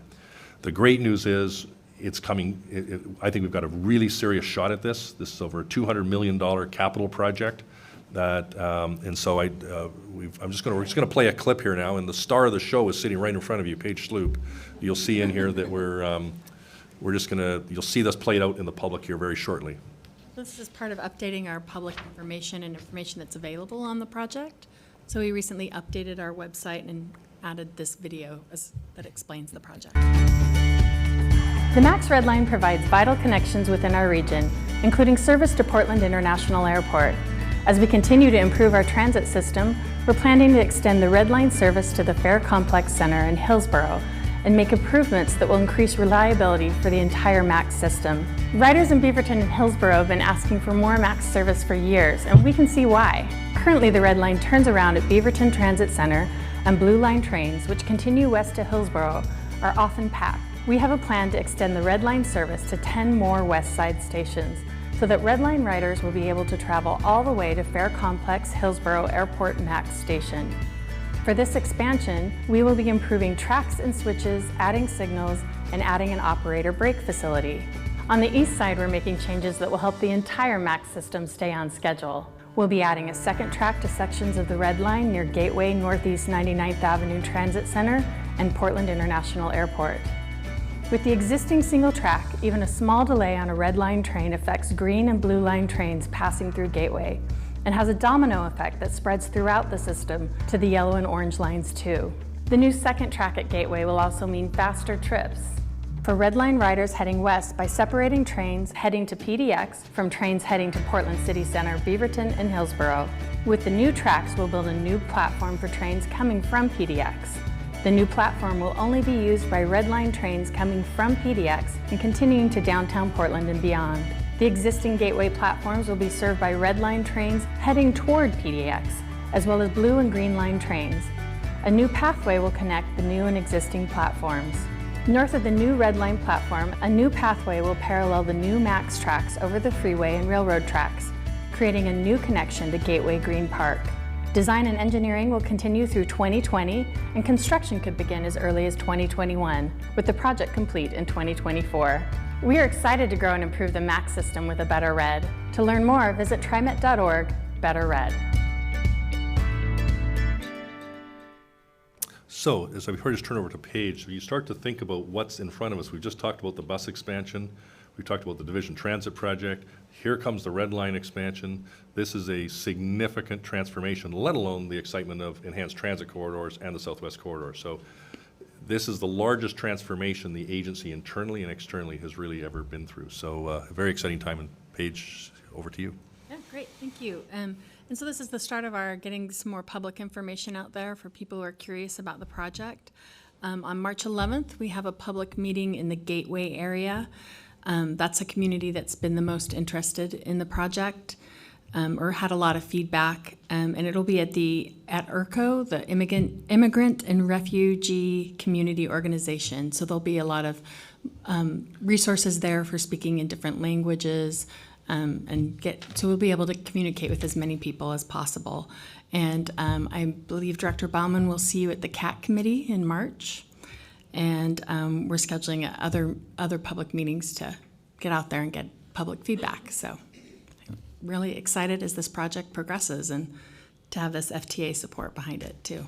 So, thanks. So hopefully we'll know probably by the summer, a lot more whether we get closer or early, late, maybe late summer, go, no-go decision. So, so stay tuned, we'll bring more to you, but I thought you just don't get these types of conversations every day when you can attract, over $200 million in investment from the federal government, so it's exciting. So, Paige, thank you, congratulations. And Thank you. Mr. Vice President, to the board, that concludes my report.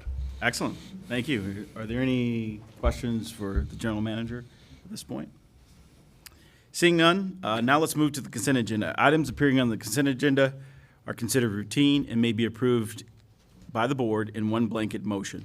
This morning, the consent agenda includes approval of the meeting minutes for our January meeting and a resolution directing the reading of all ordinances by title only. Does anybody have any item that they'd like to remove from the consent agenda?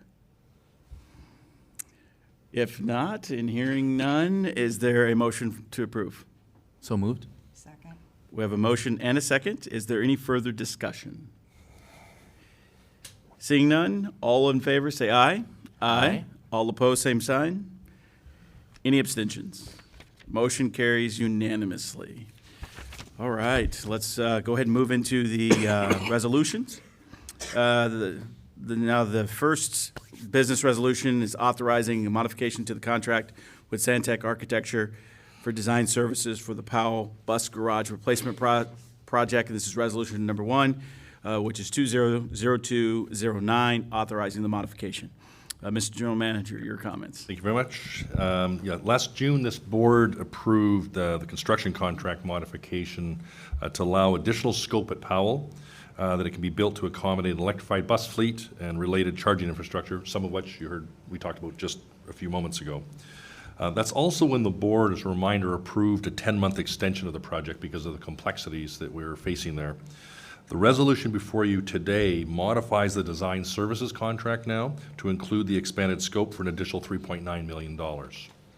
The contract is covered in our fiscal year 2021 capital budget program. Stantec themselves, their workforce is 18% minority, 34% women, and the company is achieving a 26% DBE participation and anticipates a 35% for the work performed under the contract modification that sits before you today. So your approval is recommended, and we have our great experts here to answer any questions you may have. All right, any questions for the general manager or panel of experts?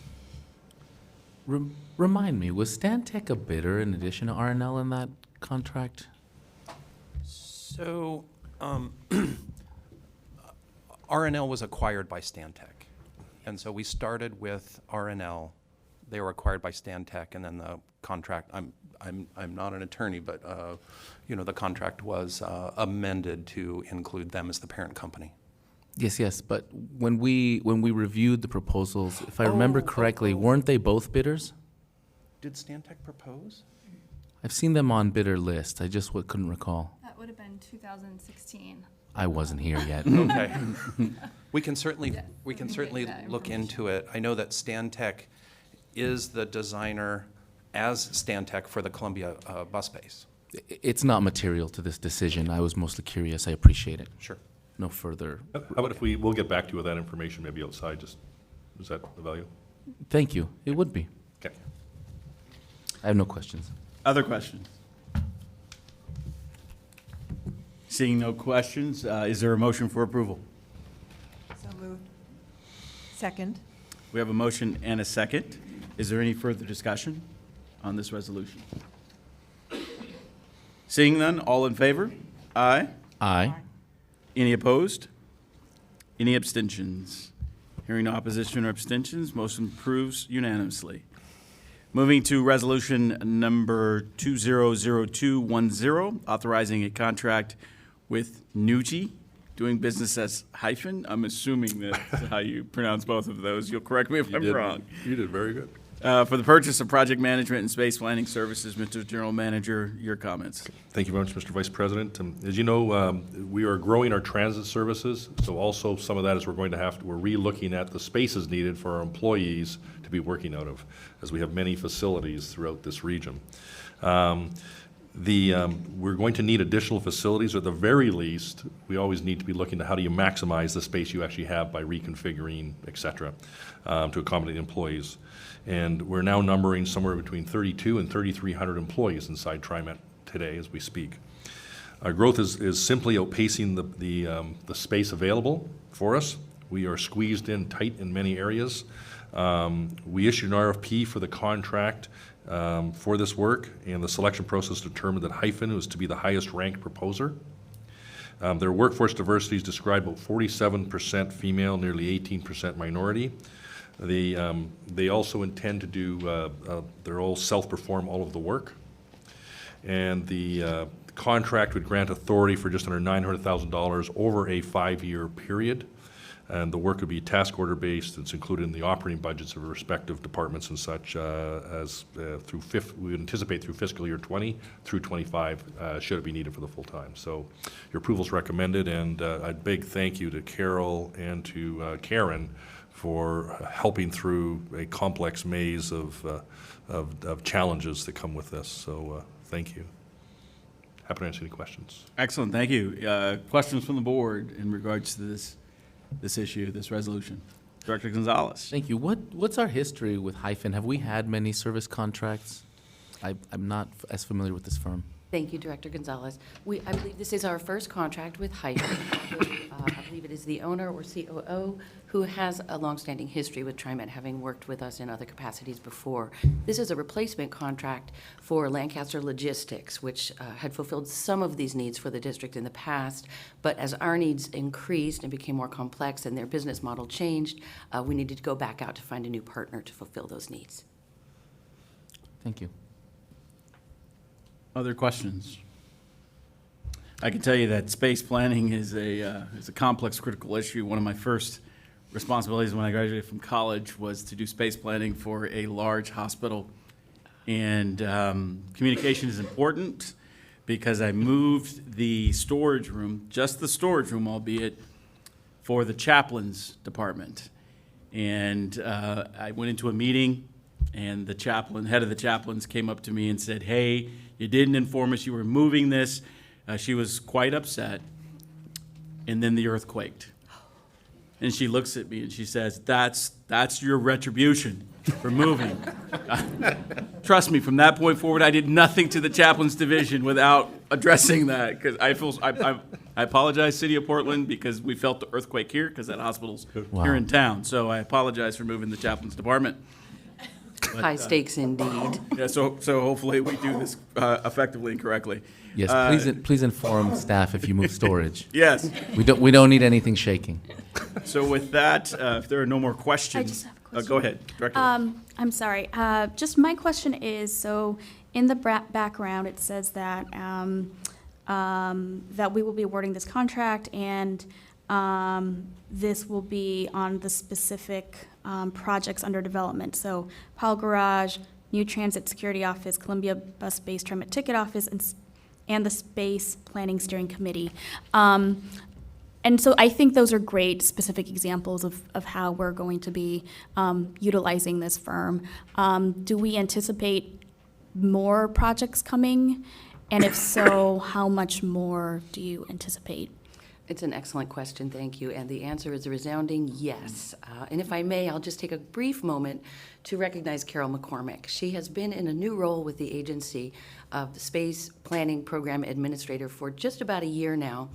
And in that role has added tremendous value to our agency in meeting immediate needs when we're hiring new staff who have nowhere to go when they report. She's been able to reconfigure spaces, activate formerly unused spaces, and really pushed us forward. We fully anticipate those types of opportunities will continue to occur. So those large capital projects need these services, but also on the more day-to-day side, we're seeing almost on a weekly basis new requests. We've got a new employee coming, we don't have a seat for them, we're expanding our department, we need to reach another geographic area of the district, and under Carol's strategic guidance, this firm will be able to deliver those needs quickly and efficiently.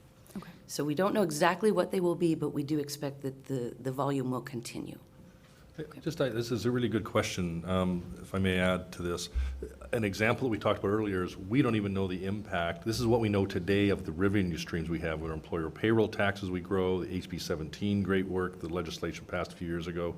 You add on T2020, that may alter what space planning demands are going to need to be fundamentally for the future, let alone other streams. So there's a base that we're trying to work within, that the team is, but we're trying to keep one eye looking out the corner going, what might that be under those broader scenarios that have no approval to proceed on yet? So there'll be a nimbleness, I would ask, of not only for today, if the board's comfortable approving this, but I put a flag down, we may need to be back pending on the expansion side of the T2020, thinking optimistically that it will go through and be successful. And ultimately, Southwest Corridor of a $3 billion line on top of that, so. Great. Okay, thank you for answering that. Excellent, thank you. So at this point, are there any further questions in regards to this resolution? Seeing none, is there a motion to approve this resolution? So moved. We have a motion. Is there a second? Second. Second. Is there any further discussion?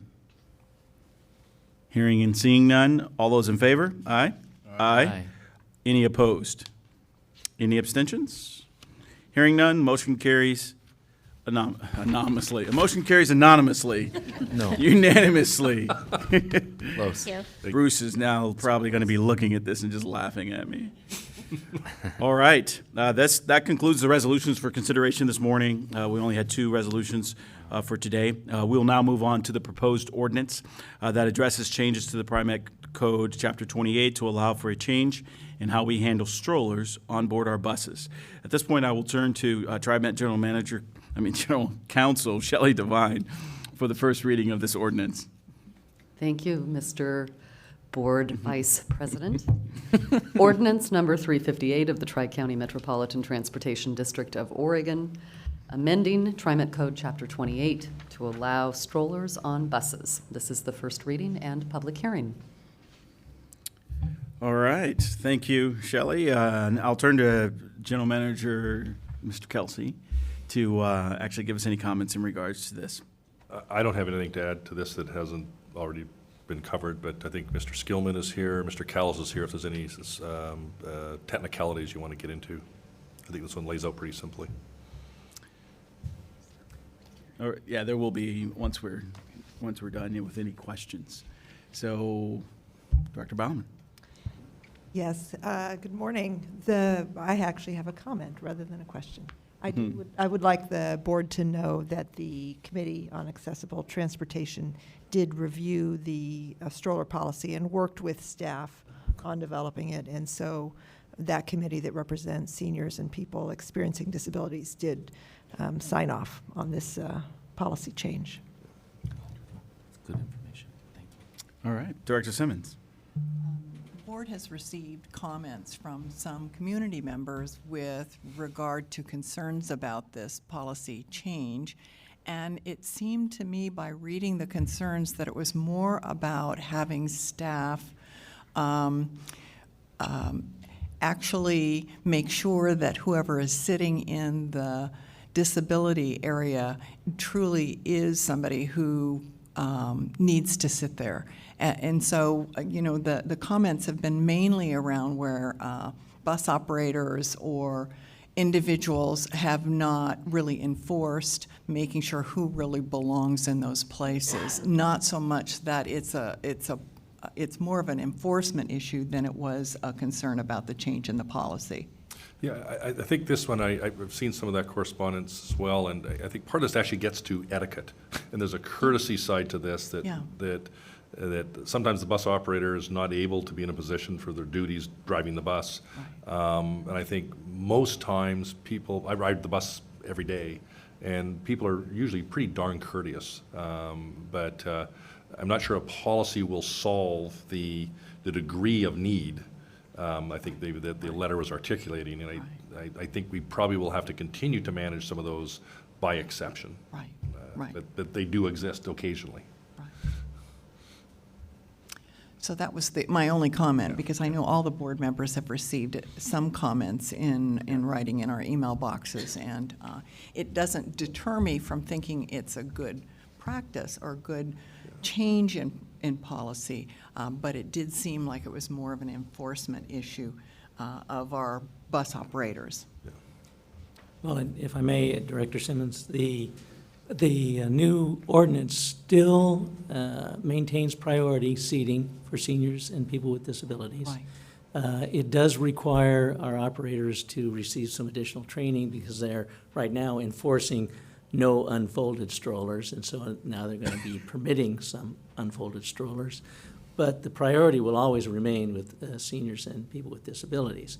And then another comment I might make is that sometimes there are people who have hidden disabilities, and they may be sitting in the priority seating area, and so an operator really can't be expected to cross-examine somebody about their decision to be in the priority seating. So back to the general manager's comments, it does somewhat rest on courtesy and people accommodating each other. Exactly.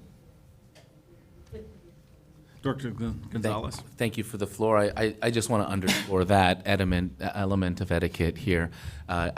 It boggles my mind why we would have ever taken the effort to explicitly prohibit unfolded strollers. So I'm glad that we're looking at this, and I'm really pleased that our accessibility partners have had a chance to review this. But at the end of the day, I know that there's going to be those peak hours when commuters are all trying to fit into a bus where it's standing room only. And by moving this resolution forward, although it's explicitly okay to essentially take up that floor space with an unfolded stroller, I want to underscore that the etiquette element here, the ability to stand up for a senior, to allow folks with disabilities to use the priority seating areas, the ability to make that decision on the spot whether you want to exercise the ability to have an unfolded stroller or go through the rigmarole of having the child or whatever's in the stroller, make that space available to others. That really comes back to etiquette and usability. And as citizens and users of the public transit system, it's not outside of our own domain to be able to create that culture of etiquette. Our drivers do have a lot of things to split their attention on. And I know that we're going to have to retrain them around this one element, but I want to underscore how much it's the ability to emphasize usability, responsible use, and good etiquette, and good courtesy amongst each other that's going to really help make this sort of issue something that's going to be amenable overall. So I'm fully supportive of the update, and I'm pleased to know that we vetted this with enough voices in our community to know that at least we're thinking about this together. Director Way. Yeah, I was really pleased to see this ordinance come before the board, and I think it goes to show that we are responding to the needs of families and caregivers, especially with young children, right, who may struggle with space on the buses.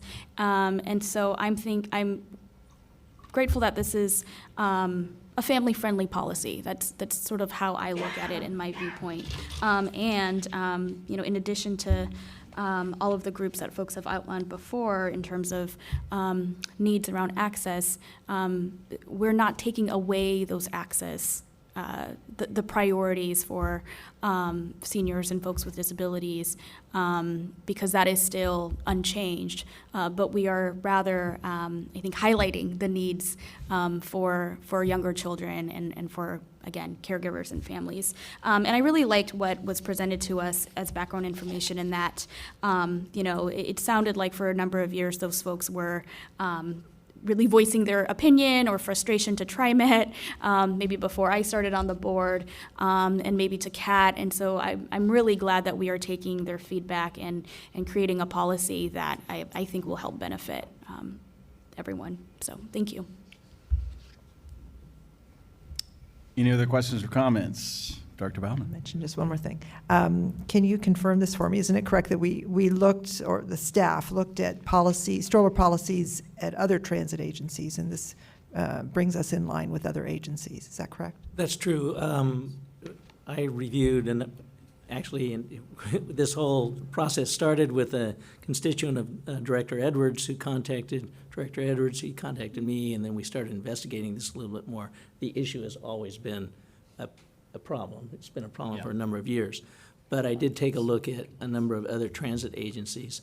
It's a mixed bag. Some people have our no unfolded strollers in the priority seating area, and some agencies have moved to allowing strollers. So it's not a unanimous circumstance. Thank you. Good question. All right, any other questions or comments? Of course, it's the first reading, so we'll not be voting today on this ordinance. Well, hearing no more questions or comments, we appreciate all the work the staff has done on this and bringing this forward. We'll now move on to the public hearing. Thank you. So appreciate that. So written comments received online have already been referenced that the board has actually reviewed those. And so we already have that and will become part of the formal public record in regards to this ordinance. In a moment, I'll invite those who have signed up to speak. At this point, we only have one person to come up. And again, we'll be limited to 3 minutes. As I referenced earlier, it'll be green, yellow, and then red as the time begins to shrink. This will ensure equal time for everybody. But if you wish to provide additional information and direction, please make sure that you leave us any written documents or comments. At this point, we'll now take public comment for the ordinance. And the individual we have at this point is Charles Bridgecane Johnson. And as he's sitting down, is there anybody else that would like to comment during the public forum, the public comment for this ordinance? All right, well, Jonathan Hunt, please come on up and take the seat. All right, Mr. Bridgecane Johnson, go ahead. Good morning, y'all. If I was a better transit activist, I would have worked harder to bring the most impacted people to this table, but they're winning. Mostly women and men who have children. This is a win for them. One thing that wasn't touched on is that this may generally overall, this will probably give us a little even teeny boost of movement of the buses. Sometimes it's very overwhelming when a passenger has a child in a stroller, and different operators have different level of accommodation. So that patron of the transit system, when they're insisted to remove the child when there's an obvious space where the whole stroller will fit, sometimes that might even be based in racism, bad moods of what's happening. So this is a very positive move on the part of TriMet. It does relate to, and you can see it in the language in red, we really, as a human-centered, human safety and human convenience business, not business, but service, we don't want to equate people with things. When I get on a MAX train and maybe somewhere on the bus, what y'all tell me is, if I spray paint the train or the bus, the penalty is the same as if I punch the operator in the mouth. And that's sort of the language you have here also. You equate shopping carts with baby carriages. There are some similarities, wheels and stuff like that. But really, the shopping cart and baggage stuff should be a separate enumerated 28.15B or something. Combining baby carriages and shopping carts was a little, who knows how that's all got written way back when.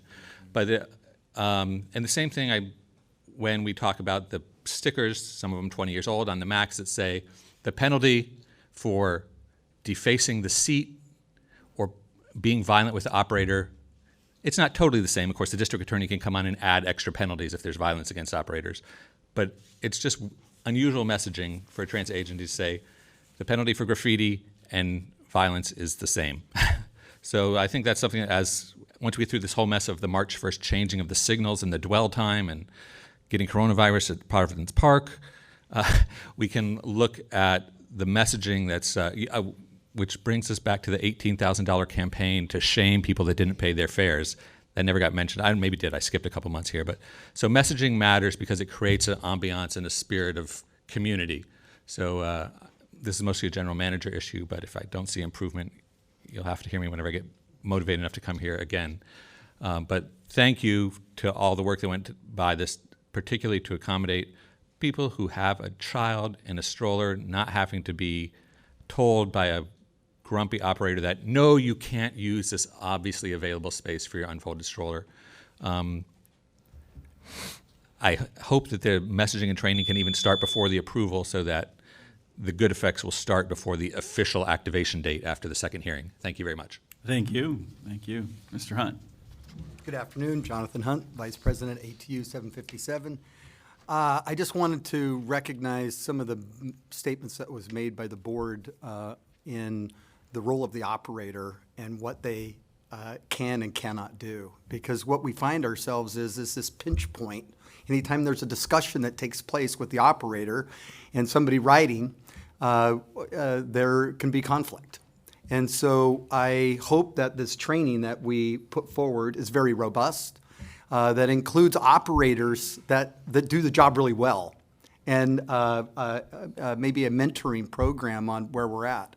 Our current SIP program needs a lot of work, and this is a prime example. I'm a father of 6. I totally can appreciate the struggles that we go through of transporting our children, and I support that. And at the same time, recognizing it's one more difficulty or conversation that operator is going to have, and recognizing the difficulties that are already currently going on out there with our operators and the stress level and where we're at. So I really hope that we take these issues, and when we're looking at these ordinances and we're looking at changes, that this board says, have we had a focus group with operators? Have we determined our best opportunity for conversation and success with our general public? I can tell you that our operators are professional, and they want to provide safe, reliable service on a daily basis. And they encounter many different challenges throughout the day, and I want to help them have tools to assist all of us in a safe ride.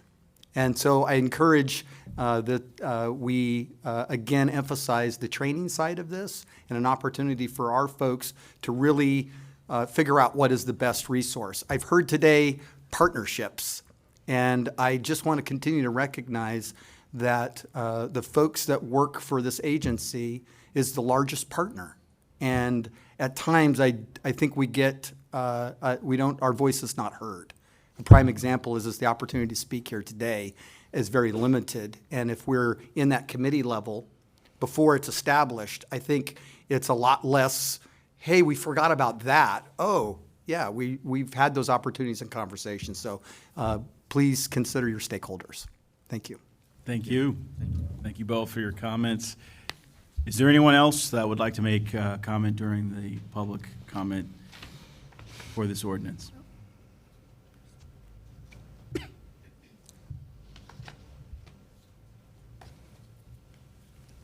Please state your name and then your comments.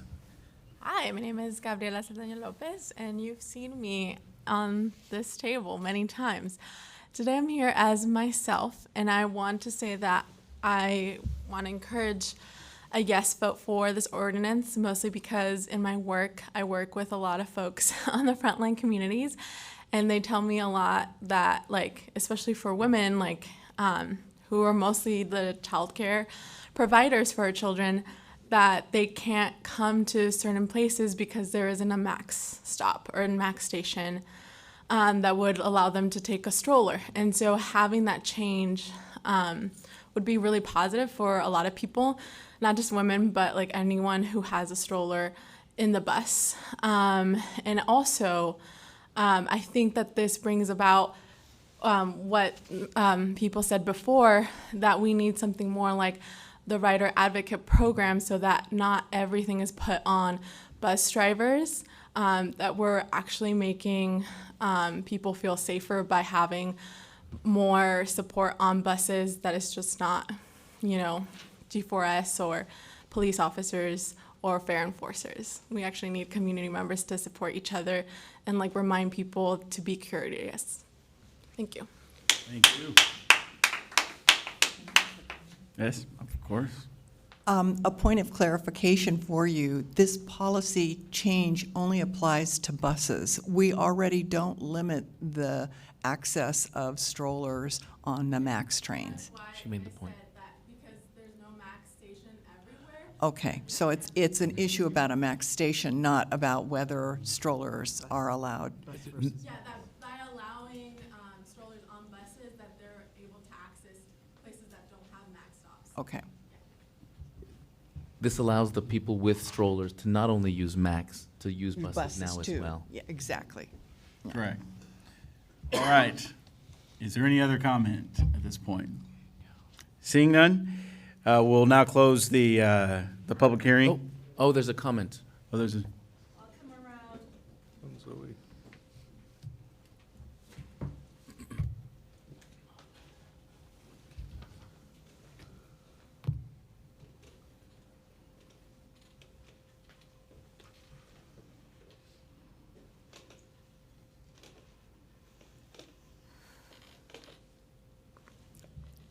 I don't mean to seem like something that rhymes with which, but that's how I'm going to sound, and I'm aware of this. By allowing strollers on buses, it will limit the number of disabled people, chair users, walker users, people who need those areas. I wish that there was a way that everybody could be accommodated for everything. But in this world, it doesn't happen. Thank you. thank you, Zoe. Thank you.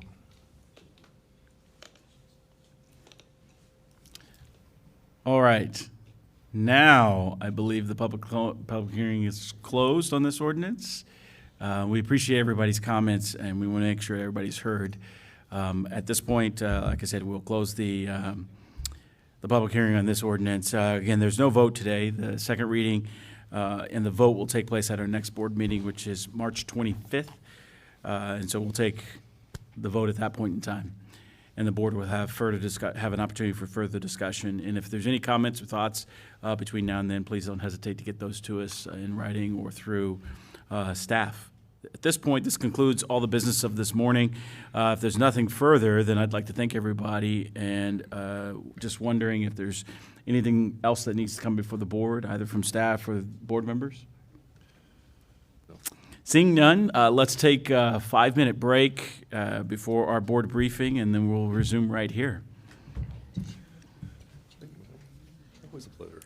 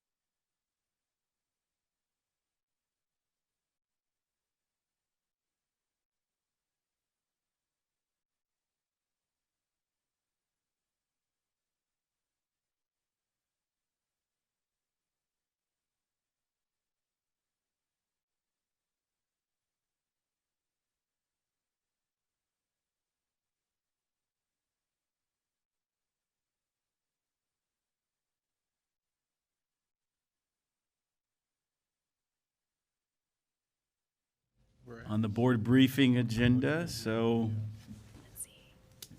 if we could go ahead and jump in, let's go ahead and get started. And I assume Director Bauman and Simmons will join us when they get ready. So let's go ahead and go. Vice President Stovall, it is my pleasure to be before you here to introduce Jamie Snook. Jamie is a new addition to the TriMet family as of last fall as our capital planning manager inside the engineering department. But we've worked with Jamie for over 14 years at Metro, and she's been very instrumental in a lot of the transit projects that you see out there on the street today as part of the planning group that helps do the kind of the environmental and that initial community outreach on transit plans. So it's my pleasure to introduce her to you, Jamie. Thanks. Thank you for having me here. I'm here to provide you with an update on the Enhanced Transit Corridors, or ETC. Ooh, wrong way. And done. Yeah, and there you have it. Yeah. Just as a quick little reminder, we received $5 million from JPAC to initiate the Regional Enhanced Transit Corridors Concept Program. So we've been working with our partners across the region, and the goal of this program is to improve transit speed and reliability within our bus system, to identify, design, and build projects all across the region that will help speed up our buses, and develop a pipeline of enhanced transit corridors that we could develop and build as funding is available. So we really took a data-driven approach. We've noticed that as traffic is increasing, congestion is increasing, as we're growing, we're finding that buses are getting stuck in traffic and trips are taking longer. And so we really wanted to take a data-driven approach, looking at where do we want to implement improvements along our system to improve transit speed and reliability, looking at where is there most delay and where are we moving the most people. Through the ETC program, we've actually been able to implement 3 projects already. We call them the Big 3. That's Southwest Madison, Northwest Everett, and Burnside. But we've also been looking at projects across the region that we've been looking at designing and building as we can. So this is a long list of places that we've been looking at. But we've been working with Washington County on some projects along TV Highway. We've been looking at Cornell and 185th. We've been working with the City of Portland on 122nd and Sandy Boulevard and Capitol Highway, really looking at not just within the central city, but outside the central city and across the region. I mentioned that we have implemented the first 3 of the program. We lovingly call them the Big 3. This is showing the locations of those Big 3, Southwest Madison, Northwest Everett, and Burnside. And really what I wanted to point out is that these might be small, localized improvements, but they have a system-wide effect. So people who are riding on the buses traveling through those segments are going anywhere from North Portland to Molalla to Oregon City to Beaverton to Gresham. It really has an impact on the system and the people riding the buses through those segments. So I'm going to touch a little bit on each of the different 3 just to kind of give you a flavor of what the ETC program is all about and what we've been doing. So the first one out of the gate was Southwest Madison, and that was implemented in May of 2018, and that consists of what we call a BAT lane, so a business and access transit lane. And it was implemented, I think I mentioned, in May of 2019. Really, it serves for 5 bus lines and almost 3,000 riders. And what we found is once we implemented the BAT lane in that corridor, we saw a 60 to 76% decrease in delay along that segment. So really looking at a 4-block improvement gave us a significant amount of decrease in delay along that corridor and implementing over or almost 3,000 riders. The next one is Northwest Everett. That one was implemented in August of 2019. Again, this was also a BAT lane. And what we learned was that we saw anywhere from a 34 to 38% decrease in delay. So again, a small improvement has a big impact on the system and the people traveling through that corridor. So in this case, we have over 4,800 people traveling through that segment. So each one of those people, those riders, are experiencing a decrease in delay as they're traveling through that segment. And then the last one that we developed was in November of 2019, and this is a bus-only lane across the Burnside Bridge. And this is nearly a mile of a bus-only lane going across the bridge. And it serves 3 bus lines, the 12, the 19, and the 20.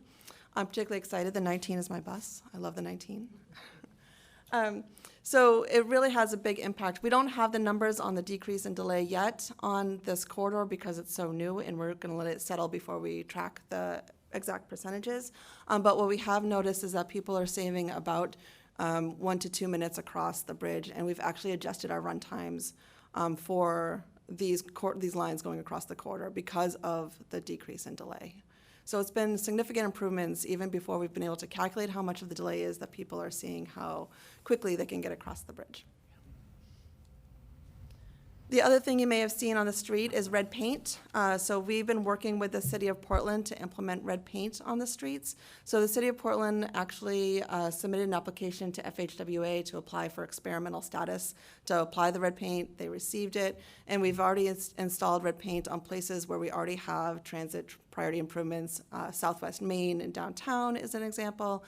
MLK at Cooch and Davis, and or that's Grand, sorry, at Cooch and Davis, and MLK at Lloyd. We are looking to apply red paint at other locations this summer, so we're working with the City of Portland to potentially apply on the Transit Mall, and then to apply the red paint in the places where we put transit priority treatment this past summer. So we're going to continue to pursue other locations as we move forward to apply red paint. We've been working with Washington County to submit an application to FHWA to use red paint at Cornell and 185th, which is one of the projects that they are going to be implementing pretty quickly. And then we will also have been talking with ODOT about applying it in places where they have transit priority treatments like 82nd. Those are still in the initial conversations and haven't moved towards the application process, but we are actively engaging other partners to apply red paint region-wide.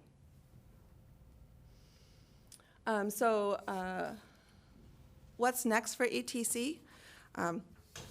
We are going to continue to implement the projects that are within the ETC regional program. We are going to continue to develop a pipeline of projects so that as money is available, that we will be able to implement other ETC projects. And we're working with our partners on key initiatives across the region where we might be able to implement ETC. One of the key initiatives, which was mentioned quite a bit already this morning that we're really proud of, is the Rose Lane initiative that the City of Portland has embarked upon.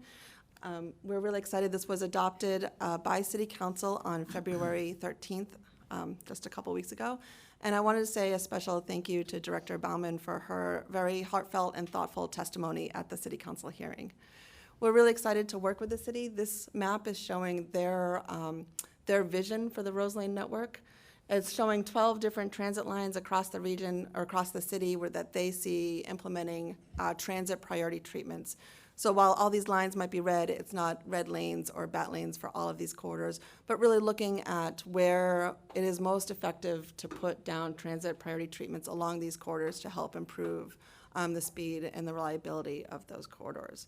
So we are going to work really closely with the City of Portland, and as they are implementing transit priority treatments across this vision, is that we will also be prioritizing investments in transit service along these regions as well. So looking at where we can do 10-minute or better peak headway improvements and 12-minute weekday improvements, really the premium service to go along with the transit priority treatments. We are looking to do this investment between fiscal year 21 and 24 and working with the city as they're implementing their improvements. Another key initiative that we are working with, and that's also been mentioned this morning, is working with the Metro on the regional funding measure. And so this map, I just wanted to highlight some of the key initiatives that are coming out of the funding measure that are important to the work that we're doing here. So first off is the potential New Starts project with the Southwest Corridor. So funding Southwest Corridor through the measure is extremely important. And then in addition to that, we're looking at some BRT projects on TV Highway, 82nd, Burnside, and McLaughlin, and then ETC improvements on all the other Tier 1 corridors. And so the difference between that is the BRT would be more of a corridor-wide improvement, similar to the Division Transit Project, and looking to FTA to be a partner in that, whereas the ETC improvements will be spot improvements, looking at how we can prioritize transit where we see current delay happening there. Some other things to note as part of the funding measure that are important to the work that we're doing here at TriMet is that there are also some planning studies happening. So one of the major studies in the measure is to look at the Central City Max Tunnel study, a high-capacity transit plan for Powell, and then looking at corridor planning for TV Highway in McLaughlin. And then the other part that I would like to just mention is that we've talked about this here this morning already, is the programs that are in the measures. So the bus electrification, the Better Bus, which is really an ETC bucket to look at how to improve transit priority across the region, and then the student fare affordability. I mentioned that as part of the regional ETC, we are developing a pipeline of ETC projects that we could seek for additional funding as funding is available, and we see the Better Bus as being a good program to help us implement those ETC improvements that we're developing through the pipeline. Really what is the great thing about the ETC program is that it really is a partnership and looking with our partners to identify and prioritize transit. So when jurisdictions are doing a paving project, it's an opportunity to work with our jurisdictions and say, well, as we're paving and restriping, is there a way to allocate space to provide more transit priority? How do the bike and bus interactions happen when you're doing those bike projects? If there's a pedestrian improvement, where's the bus stop? How are our transit riders getting to and from the buses, and how does this all work together? So really looking at transit should be a partnership with the work that we're doing region-wide. So I went through that fairly quickly. So I just want to say thanks for having me here and giving an update on the ETC, and I'm happy to answer any questions. Well, we appreciate that. General Manager. I'm sorry, just add one comment to all Jamie and team's great work is, we're really pushing hard to become the first transit authority in the United States that's 100% transit accessible physically. And so I see this as one of those platforms that when we do this with our different municipal partnerships, we use that as a chance to fix the bus stop so people with physical disabilities can get on it. And so if we don't champion it, I don't think others will. So it just is, to me, I really see this as one of those counter levers up to getting us to 100% transit accessible for everybody. So it serves an additional benefit purpose as well. So just side comment. I'm so happy to see the work that's underway with the Enhanced Transit Network, and also serving on the T2020 task force and looking at some ways that funding could potentially be available to advance that. A question I have has to do with, I think falls under service improvement. I think it's important to develop the enhanced transit corridors. But one thing that I've raised issues on along is what work are we doing to look at the number of bus stops within each route? Similarly as what we did with the MAX system coming through downtown, if we're truly concerned about speeding up transit, having fewer bus stops would be a way to do that. And I know it'll be controversial, and I will remind you that I'm someone that can stand at one bus stop and see the next one, and I always say, if I can see it, it's too close. And so is work ongoing in terms of reviewing the location of bus stops and the need for them in the particular areas that they're placed? I think the quick answer is yes. So I just blew past what ETC kind of is, but there's a toolbox of different types of improvements that you can do within the enhanced transit toolbox, and definitely stop consolidation is one of the tools in the toolbox, and it could be appropriate in some locations and not appropriate in other locations. Exactly. It's just trying to take the tweaking our routes in such a way as we're conscious not only in what's going on from getting out of downtown or getting into downtown, but along the way. Because, I'm concerned about Travis being able to ride his bike into downtown and beat the bus. Right. Mm-hmm. Oh, I'm just a fast cyclist, super fast. Well, yeah, but Tour de France, here I come. He was giving that as an example of how he felt that there could be some room for. I sense a great media opportunity for TriMet and Travis. Oh, I do. Oh, yeah. I do. Yeah. Race a bus. Yeah. As long as you don't prohibit PEDs, that's performance enhancement drugs. As long as you don't. I wasn't aware. I know. As long as you don't take those away from me. Thank you. Any other questions for Jamie? This is great. Yeah, excellent presentation, and again, welcome. I don't know, I'm just going to make a comment. So I was at the city council hearing where we, the city council approved the next steps for ETC. And one question was, gee, the 3 pilot projects now are downtown or close into downtown, and why aren't they further out in the neighborhoods? So I'm going to give you an anecdote, which is I always brag that all 3 of my children are big transit riders, and one of my daughters has just recently started working in Clackamas, so she takes the bus from inner southeast to Clackamas. 2 of the buses she takes cross 2 of those ETC Rose Lanes in downtown. So even though she's traveling out into Clackamas County, she's benefiting from the speeded up transit and the fact that buses are going to be on time. So it really does benefit everybody in the community. Thank you. That really kind of points back to you can make a small improvement in one place and it has a system-wide impact to our riders. All right, thank you. Greatly appreciate that presentation. Steve, we'll ask you to stay, I think, and then Leah is going to actually join us for the Southwest Corridor update. So Vice President Stovall, members of the board, it's my pleasure to introduce a familiar face, Leah Robbins. She's the director of the Southwest Corridor Transit Project. And we wanted to come here and brief you on a document that's now in the public, which is called the Conceptual Design Report. And last year, I know that you saw us struggling with cost and scope and 2 lanes on Barber, 4 lanes on Barber. And so the team was really focused on fine-tuning the project scope and cost. And we sort of got to a moment where it's time to talk about all the terrific benefits that come with a project. And this conceptual design report is really the vehicle that we use to communicate those benefits to the public, as well as our elected officials that are participating as part of the project. So it's my pleasure to introduce Leah here again today. Great, thank you for having me. We have had 3 public open houses to date, in addition to those commissions and council briefings. We have 2 more to go, and we're getting good feedback from the community.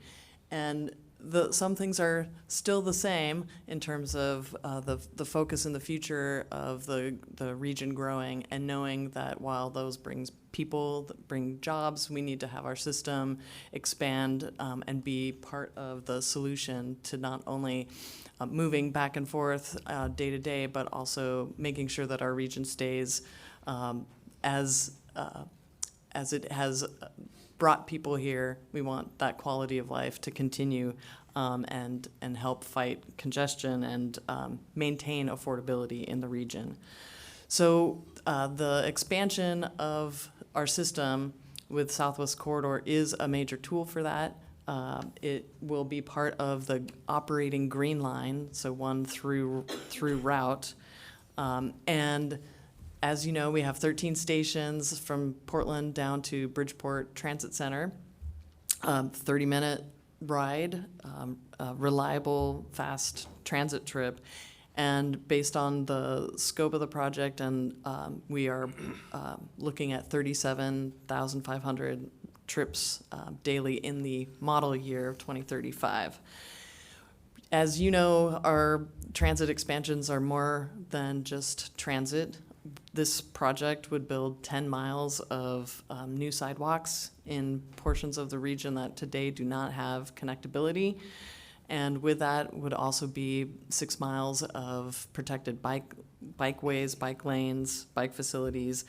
And importantly for our transit operations, 1.6 miles of shared transit way, which would, again, similar to ETC, bring more benefit to more riders, bus riders, traveling on the light rail transit way for a portion of the project. And we're looking at up to 2,000 park and ride spaces. Also different for this expansion, we have been working with our partners, all of our partners, to ensure that there is continued affordability in the corridor, and doing that with setting milestones and aspirations for what could be built in this corridor, new affordable housing units that are achievable along the corridor.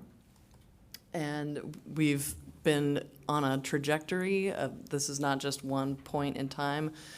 Metro regional funds, Metro TOD funds, Metro and project partner MOUs are in place to help continue to move that forward.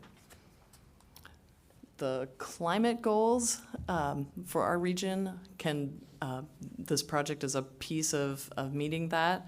Again, we've talked today about the wind power of our facilities, but also these projects also help to foster those compact, dense developments along the corridor. We would be leveraging over $1.3 billion of federal transit funds to build this project that would not come to the region but for this project. That translates to jobs during construction. It also ripples through the regional economy. This conceptual design report images that I'll be sharing for the rest of this presentation are part of the conceptual design report. It is all available online. We do have hard copies if you so choose and would like them, but it's all accessible on our website. Important data that has been available, we have transform that into graphic representations that we hope tell the story a lot better about the fact that over 65% of people on these transit trips are arriving by foot, and then that that changes per station, but it's an important thing and ties together why we have so many infrastructure improvements. We focus on the station access throughout, that half-mile access for walking and biking, also leveraging the bus routes and connections that would be finalized before the project begins revenue service, and also really fine-tuning and right-sizing where park and rides exist and how many spaces per park and ride. The conceptual design report is organized around project principles that are both about moving and connecting people, creating and maintaining equitable communities, preserving and restoring the natural environment, and designing for the future. And this is all of what we have intended to do all along, but organizing it in this way helps share that story. The design elements, again, the sum of the parts is greater than the whole, yep. Right? It's greater than the sum of the parts, yes. So we are a long way to go before the design is complete, but this is intended to give folks a sense of the kinds of elements that would be included in the facilities. We've organized the conceptual design report around station areas and the inner Portland area with 2 stations. That includes the Markham Hill connection. We are still working towards finalizing the connection, but we are describing the important connections along the route. We are committed to replacing the viaducts. That's described in the report. And in the outer Portland section, we have 5 stations. Again, in this area, we're talking a lot about the consistency with the Barber Concept Plan and the streetscape improvements. As you know, as Steve described, when we were back here last year, we were talking a lot about specific options around here. This illustrates the intended sections of Barber Boulevard.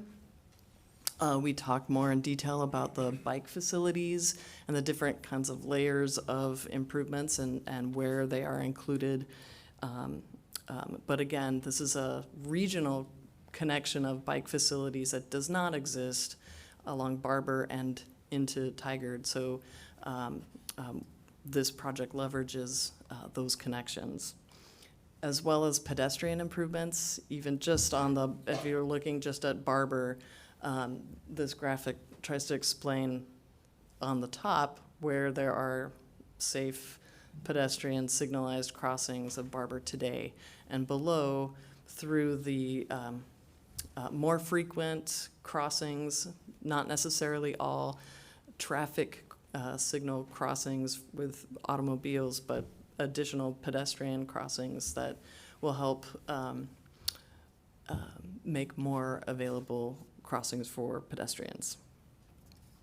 We are also including the coordinated efforts with our partners, for example, the City of Portland and their planning efforts with the West Portland Town Center area, also known as our Barber Transit Center facility and adjacent area. So there are multiple pieces of our partners' work that are included by reference in this conceptual design report to make sure that the community understands the connections and importance of many of these things happening seamlessly. We also use the graphics in the report to help, again, these wide swaths of green are not final design structures. We're trying to help folks visualize some of the Herculean efforts of our alignment to cross over major facilities. And in some cases, they're very complicated and better than hand waving like I do here. Other connections that we're describing are the connections from the 53rd Avenue station to PCC. Here's another one of my most favorite complicated structure facility, but this gets us into the Tigard and Tualatin area with many stations and growing and connecting the Tigard Triangle infrastructure with the station, the light rail alignment itself.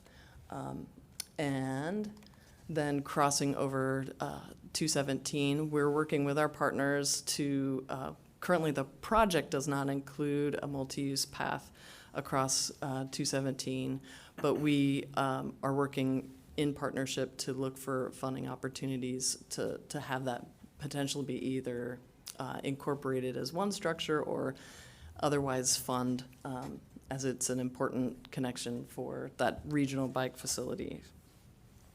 Into Tigard and Tualatin, we show these, for each station, we show these station facility layouts to help folks understand the connections at each station. And in downtown Tigard, conversations continue about the connections to from the station to downtown.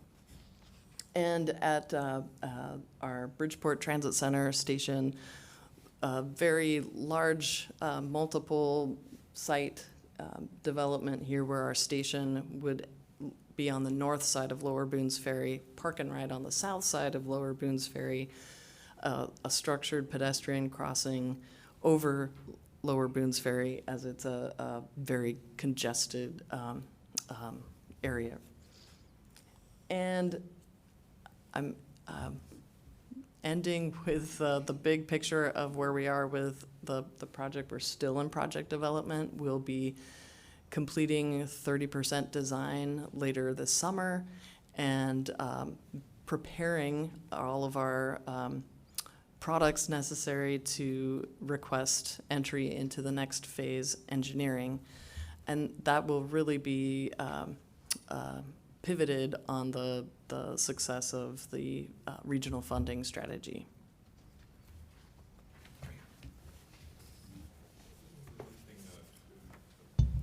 Just a couple things I just really want to thank Leah and Dave Unsworth and Jennifer Kuzer and Steve and others. There's a whole village inside TriMet, let alone all our partners at Metro, Tigard, Tualatin, Washington County, City of Portland, and others. It's an immense amount of work going on behind the scenes that often is not reflected in the iceberg charts that you see here. This is complex stuff. And as we move through each degree of complexity, there's a whole new envelopes that open of new complexities. So as we go through this with these large financial envelopes we're trying to fit in, this doesn't end. So we want to keep these updates coming towards you, because you as the board need to understand and the parts that you think are relevant for you. But this is a transformative project. The one thing that's not in here, I think the slides would be helpful for future, is under the benefits, it talked about ridership and such, but also this is probably one of the top 2 impacts this region can have in reducing GHGs.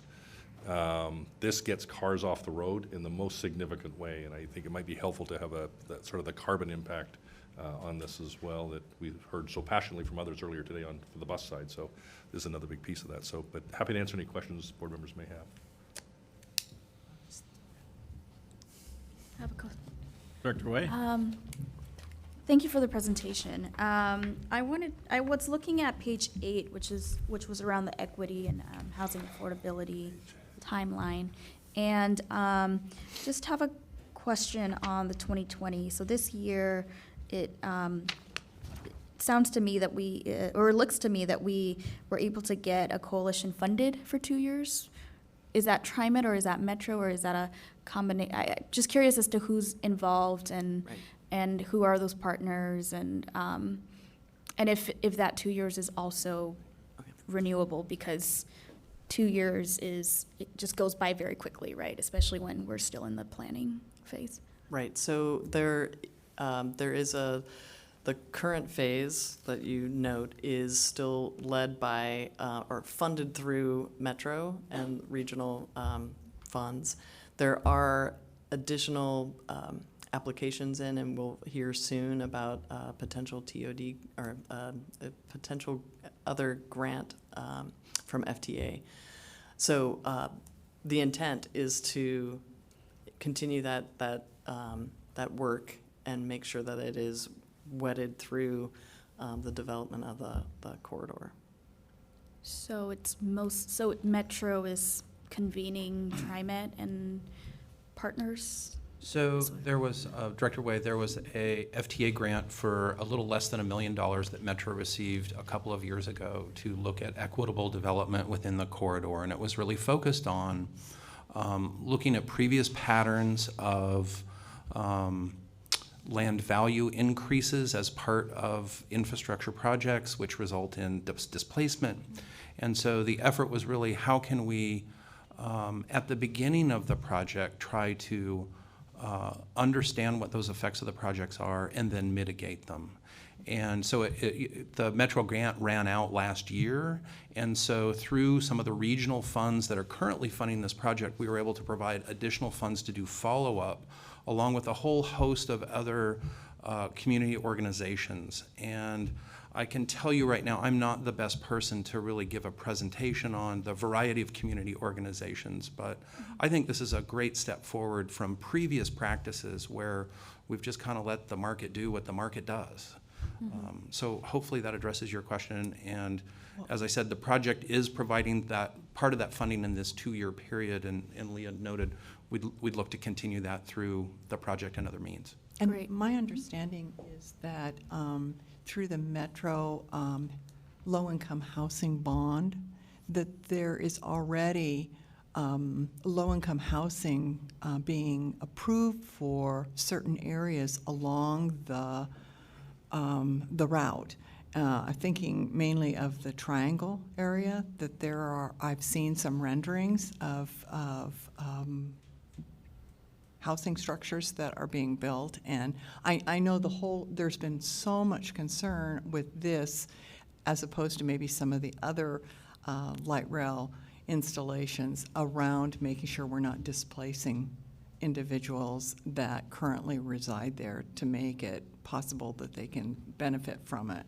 One of the efforts, you mentioned providing new housing units. One of the efforts through the SWEDS, or the Southwest Equitable Development Grant, was it really identified that there is a lot of natural occurring affordable housing already in this corridor. Right, they don't want to displace. Don't want to displace.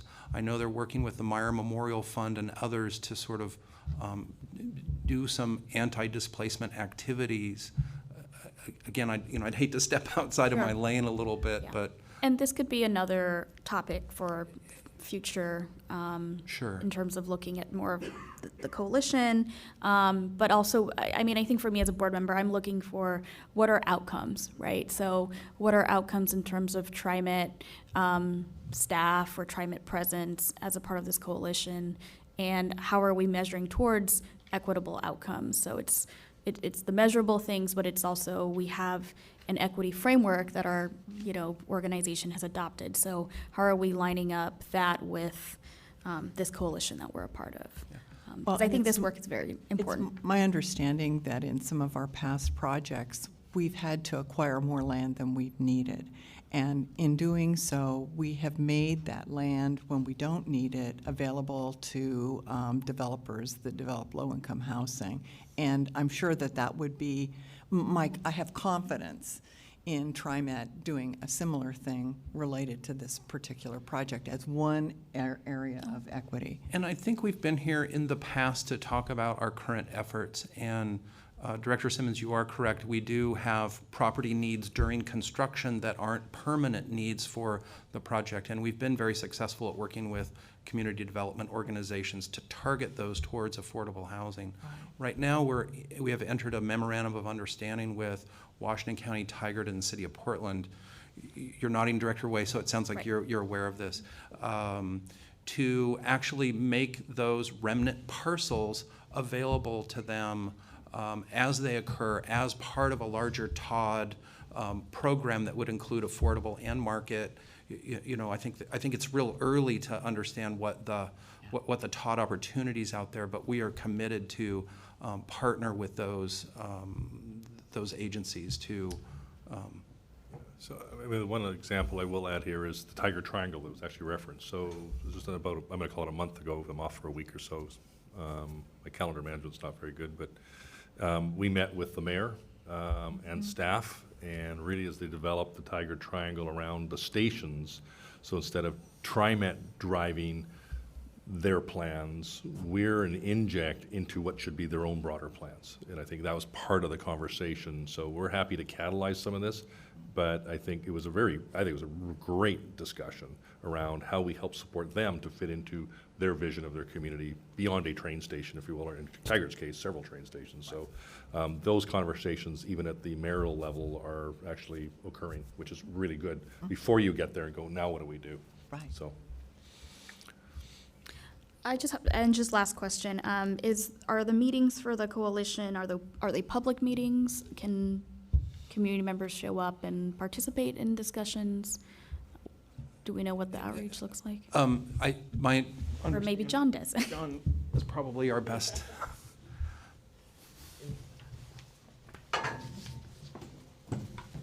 Good morning, members of the board. Kathy Way. Councilwoman Way. So a couple things. First, this is as Steve said, a long-term strategy that has about maybe 24 partners that developed it. TriMet is a seed partner. We've been there the whole time. We're still there. We recognize that we'll have a greater responsibility and a role as the project gets greenlit and is moving forward. And there's about a dozen and maybe about 18 community-based organizations you'd recognize, like OPAL, Coalition of Communities of Color, ERCO, Muslim Education Trust, organizations that want to do and will do and are doing work along the alignment. Unite Oregon is also part of that process. What I think we should do is just forward you the 22-page Southwest Equitable Development Strategy so you can get a sense of all the history, all the conversations, all the work, and an example of some pilot projects that have already been let related to equitable development, economic development, job training programs, and business development programs. So what's unique about this part of the region is there are not a lot of historical community-based organizations along the alignment. So folks from across the region are coming together to sort of create a space for that kind of community engagement to occur.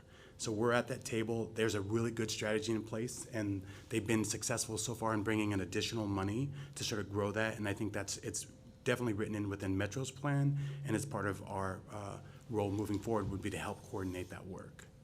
Okay, great. And there are open meetings. I don't know if they're public meeting law meetings, but they're certainly open, and we can send you a list of the upcoming opportunities to engage in that as well. Sure. I think that'd be helpful. Thank you. Oh, don't go away. Any other questions for the staff? Seeing none and hearing none, thank you very much for that update. Great work as always. Greatly, greatly appreciated. And if there's nothing else to come before the board this morning, I believe we are done and we'll draw the briefing to a close. Thank you, everyone, for coming out.